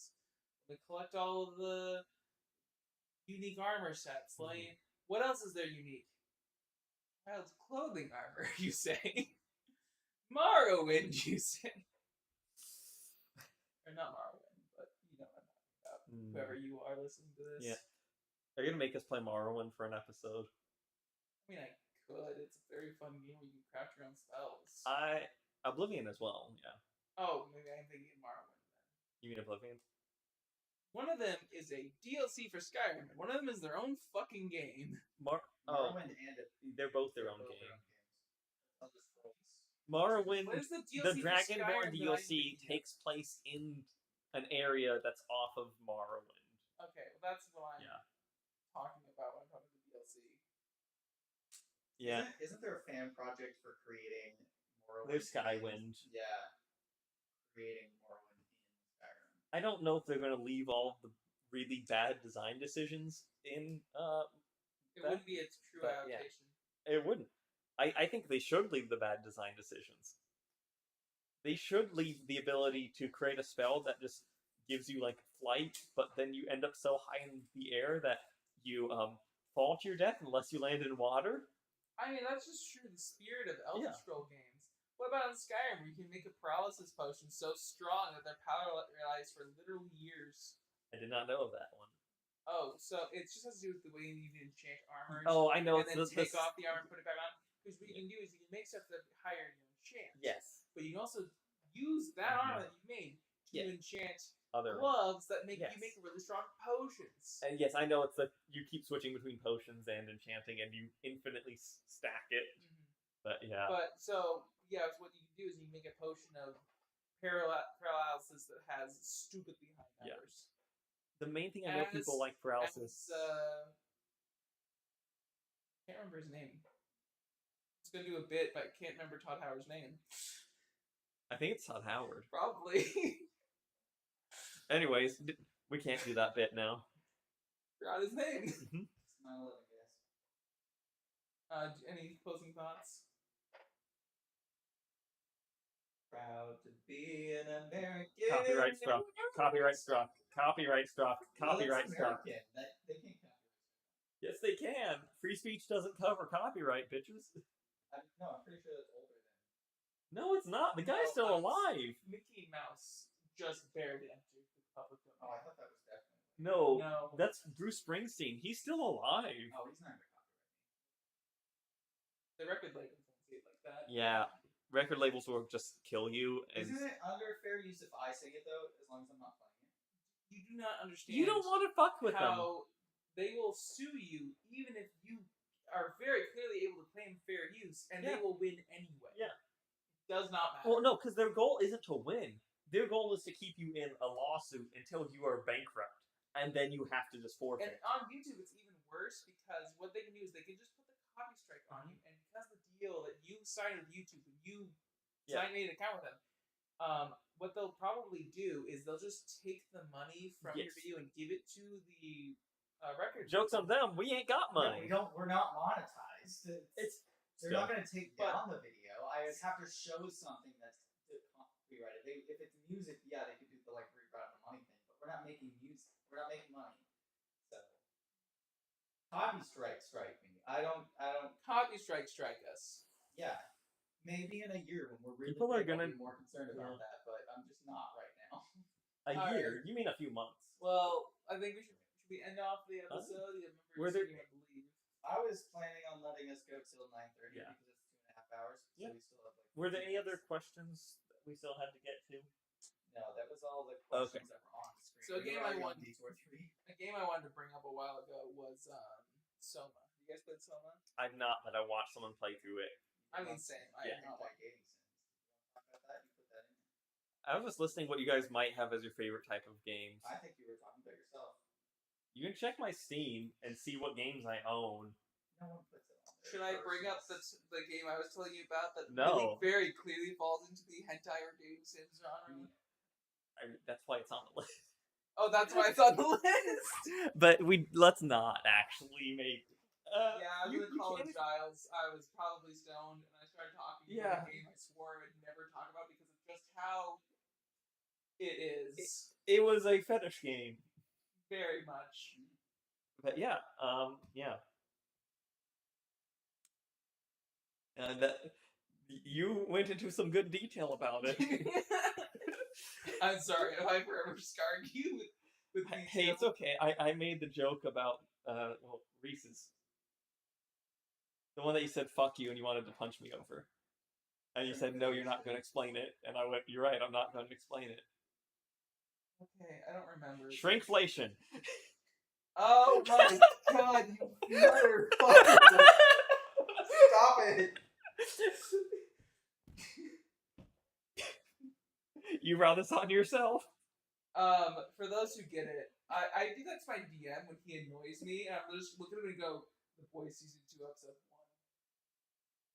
You know, you know. Yep. Oh wait, I do know that episode. Yeah. My DM is just That's a the little. episode where the Ant-Man goes and Anyways, Yeah, guys. I know that. Okay, that's what it is. We had a thing where a goblin was flirting with a hill giant, and they were like, "How is that gonna work?" And I just went, "The Boys season 2 episode 1." I can cast enlarge and reduce. Thanos. Yeah. We did successfully do a heist because he was like, I put the bell in the bag of holding, and you can't do that. That was too big. I cast reduce on the bell, still too big. Someone else, I cast enlarge on the bag. Did that work? Yeah, we were able to get it in because it halved the size of the bell, doubled the size of the bag. We got it in, and then we snuck out, and we were walking away from this fortress we just successfully did the stealth from. It was a bell. There's no way we were supposed to get that out. And the DM's like, okay, so we have 2 hours left in the session. You successfully did the thing. And we were like, hey, Levi, you know how you're playing a goblin super orc racist? Does Buck look at any of the guards who happen to be orcs? And then, yeah, he just immediately started fucking going at him. I'm like, oh no, we successfully did the stealth. No, we have to do the combat. Yeah. D&D racism's the best kind of racism. No, second best. The first best is anti-Italian. Italian racism. Oh yeah. Look, they switched sides during 2 world wars, and they expect us just to not make fun of them. Isn't I just want to make fun the of Italians the white flag? No, that's France. Oh, that's right. Yes, Yeah. it's the cat Yeah. race. Also, I'm sorry. I don't want to defend France here, but like, we didn't join the war until France had already had to surrender when we were already still sending aid to Germany during the war, and we were just trading back and forth with fucking Nazis, and then France Listen. loses, and then we decide, That's Okay, too fine. topical. The United States trading with Nazis. That's too topical. yeah, Well, they shouldn't have done it twice. yeah, That's their fault. And I Not had tw- 2 we've done it pickles more than in twice. every single- it's been more than twice, guys. Sadly, the United States politics, woohoo, it's this time of the episode. America had a bill that was proposed that was we shouldn't do any trading with people who are committing genocide, and it was shut down because we can't guarantee that it would prevent genocide, but we can guarantee it would hurt the economic like the American dollar. So, as we all know now, genocide is worth doing because if we don't, it's gonna hurt our financials. So, that's good to know. That was in like the So, 90s, That's not 80s. American. That's just what it says capitalism. Yeah, I mean, it's in America. Something I learned, like when I was probably 15. The answer to pretty much any question having to do with politics and even CIA. somewhat religion, anything to do with America, the answer is because money. Yeah. Why is business doing X because money? Why is the government doing X because money? Yeah. The answer is always because money. No, sometimes a lot of companies go out of their way to spend a lot of money to do things because they want to fuck people over. To get more money later on. Well, like to get more money, but also because like there's a system of power that like money is power. That's still money, though. Money is power. So if If someone doing something to gain them more power, in the long run, that's to get them more money Yes. because that money is power. Yeah. I don't know. And by devalue, and if you make people have less of money, I that therefore can't- makes you. I can't argue too much. What you're saying is some people are assholes just to be assholes. for No, the I'm social arguing- status of climbing. I'm saying that there are other reasons to do things other than money. Power is a separate thing that people are willing to spend money to get. But it is not something that always power does not give you money. And I think some people especially in like politics, will gladly trade money for power and influence and recognition. Yeah, but they never get rid of that money. They still have enough money to. Well, they're not Yeah. destitute, but they'll trade. Well, I think They're- that also goes back to saying you gotta spend money to make money. But I don't conflate. I like in a capitalist society, money and power are definitely tied together. They're like the more money you have, the more powerful you are. But I don't think because capitalism is just a system over the world, and I think power is still a separate system that money has just managed to kind of co-opt into capitalism society. So I feel like there are plenty of people who can understand outside of capitalism, especially like other leaders of countries that understand that like money isn't power, and so like. People like North Korea, they do things for money. They do things for influence, power. They like China. China does it more for money, but also they undersell themselves because they want more power in the World Economic Forum. They want people on like who's like trading things so that they can like put their reach further. Like it's anyone that is not living directly in America understands that there are other systems of power and that money is not the end all of power. Yeah, but also North Korea has that level of economic inequality where it feels like money is still a big thing to do with it. Well, I definitely see your point in Yeah. what you're saying and can really agree with you. Like there is power before money, Yeah. and money will eventually disappear. But- humans may disappear with it, and there will still be power just in the natural world. But money, I think there's a reason why people often don't say money; they say capital instead, because capital isn't just the financial cash; it's also like ownership and possession and all of that other stuff. I mean, you can have And- money and not have capital. Mo- Theoretically, yeah. I have money. Yes. I don't Yes. have any capital. Yes. Nothing And that's I own would be considered capital. yeah, and that's more I think why using money as power. No, capital is power. Like, yeah. But yeah, we went off track pretty quickly. It's We're all kind of- leftists. What are you talking about? I'm a hard, staunch libertarian. If you were, I'm crashing us into a tree on the drive home. No, I'm not.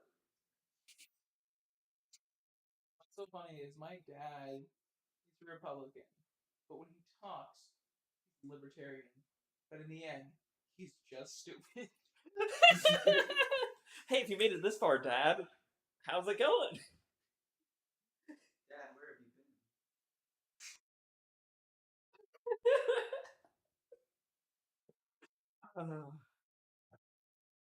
Yeah.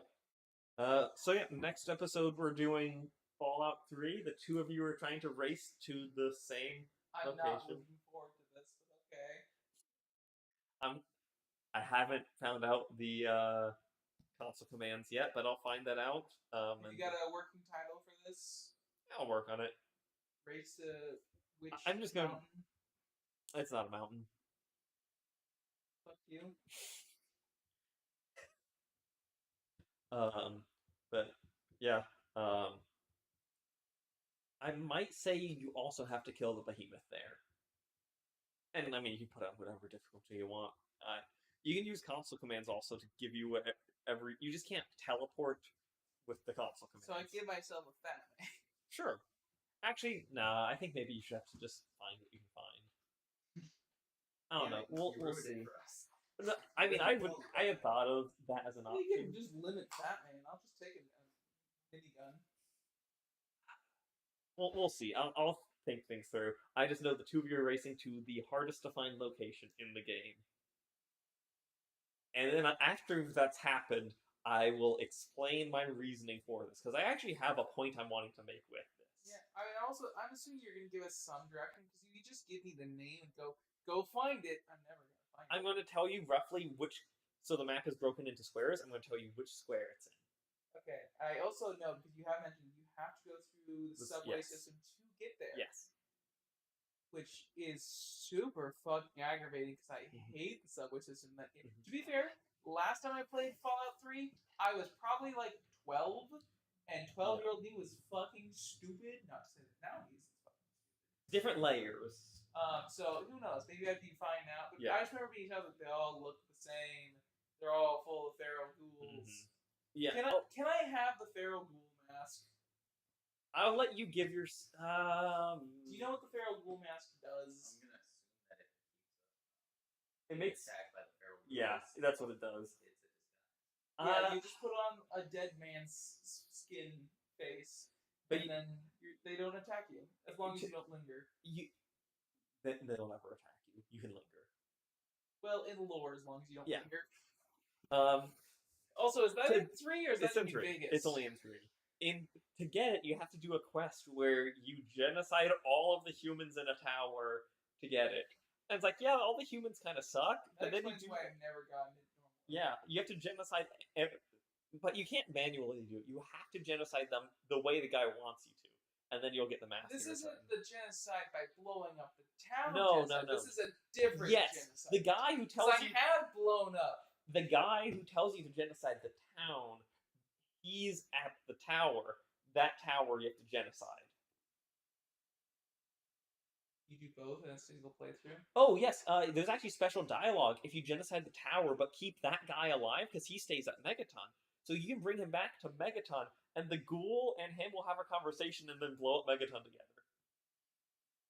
That's really funny. Oh, yeah, no, Fallout 3, as many issues as it has, it is a great game, to some extent.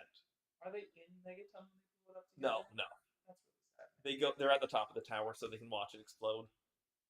The top of the tower that you murdered everyone in. Oh, yeah, the guy who wants to genocide Megaton doesn't care. He doesn't care about the people that just got So genocided. you genocide everyone in the tower except for that. Well, guy. no, because he was at Megaton.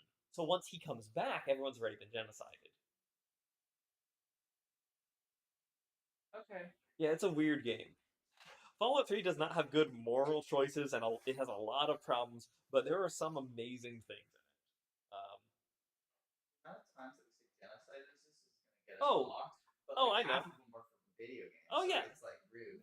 Well, we talked about space Nazis getting genocided, a Tower of Bickets getting genocided, an innocent town called Megaton getting To be fair, genocided. it's not We like talked you're about going to America genocide support- every single person. It's just one dude. We And talked. one person survives. Yep, Can you for some consider reason. a juke genocide? Yeah. And we did talk about America saying genocide is more tolerable than hurting our bottom line. But it's not that many mentions of genocide in our fun video game podcast. Sometimes I forget that our beliefs are technically radical. Yeah, Technically speaking, we're radicalists. we're radical leftists. Now, if only we were Totally violent radical. radical leftists, then we'd be cool. But we're not, so we're just the boring kind. Should I say that? Should I have said that out loud? Too late now. Oh well. I have a boring 9 to 5. I'm a slave to society. Don't worry about me. I quit my job, so He's a free man. He's doing whatever the fuck he wants. I still have income to Born Free, but once that's down, then that's a joke. I'm not. Sadly, I'm a pacifist. Mostly was a pacifist. I don't know if I'm a pacifist anymore. Things have happened in the last 7 months that make me think I'm not a pacifist anymore. I don't own any weapons, but I can fix that. Not if he wants to go to the gun store. I don't want a gun. I'm still mostly anti-gun at this point. Well, the kind of guns I'm talking about are just like hunting rifle type stuff. I'm not one of those fucking weirdos that gets an AK-47. Like, look at this! I can destroy that tree just by holding up the trigger. And why do you need that? Yeah. What's the point of that? If I was to get a gun, I would want like a beanbag round shotgun. I want something that would not go through the wall of my house and through the wall of my neighbor's house and into his child or his dog or his wife or him. Seen that video of the guy who does Top Gear, the British one, and he has like a shotgun in America, and he's like, for the first time, he's like, "This is great! I can now garden," and then he starts just shooting the ground. It looked terrible. It looks like lead in the ground, but sure. Yeah, he was just like, "Yeah, look at the old way of getting weeds out. You have to like dig them out, but now I can just." I don't know. As someone who has a couple firearms, has gone and shot them. Yeah. I have a scar in the middle of my forehead Ah, from that. is it the button of the gun or scope? Yeah.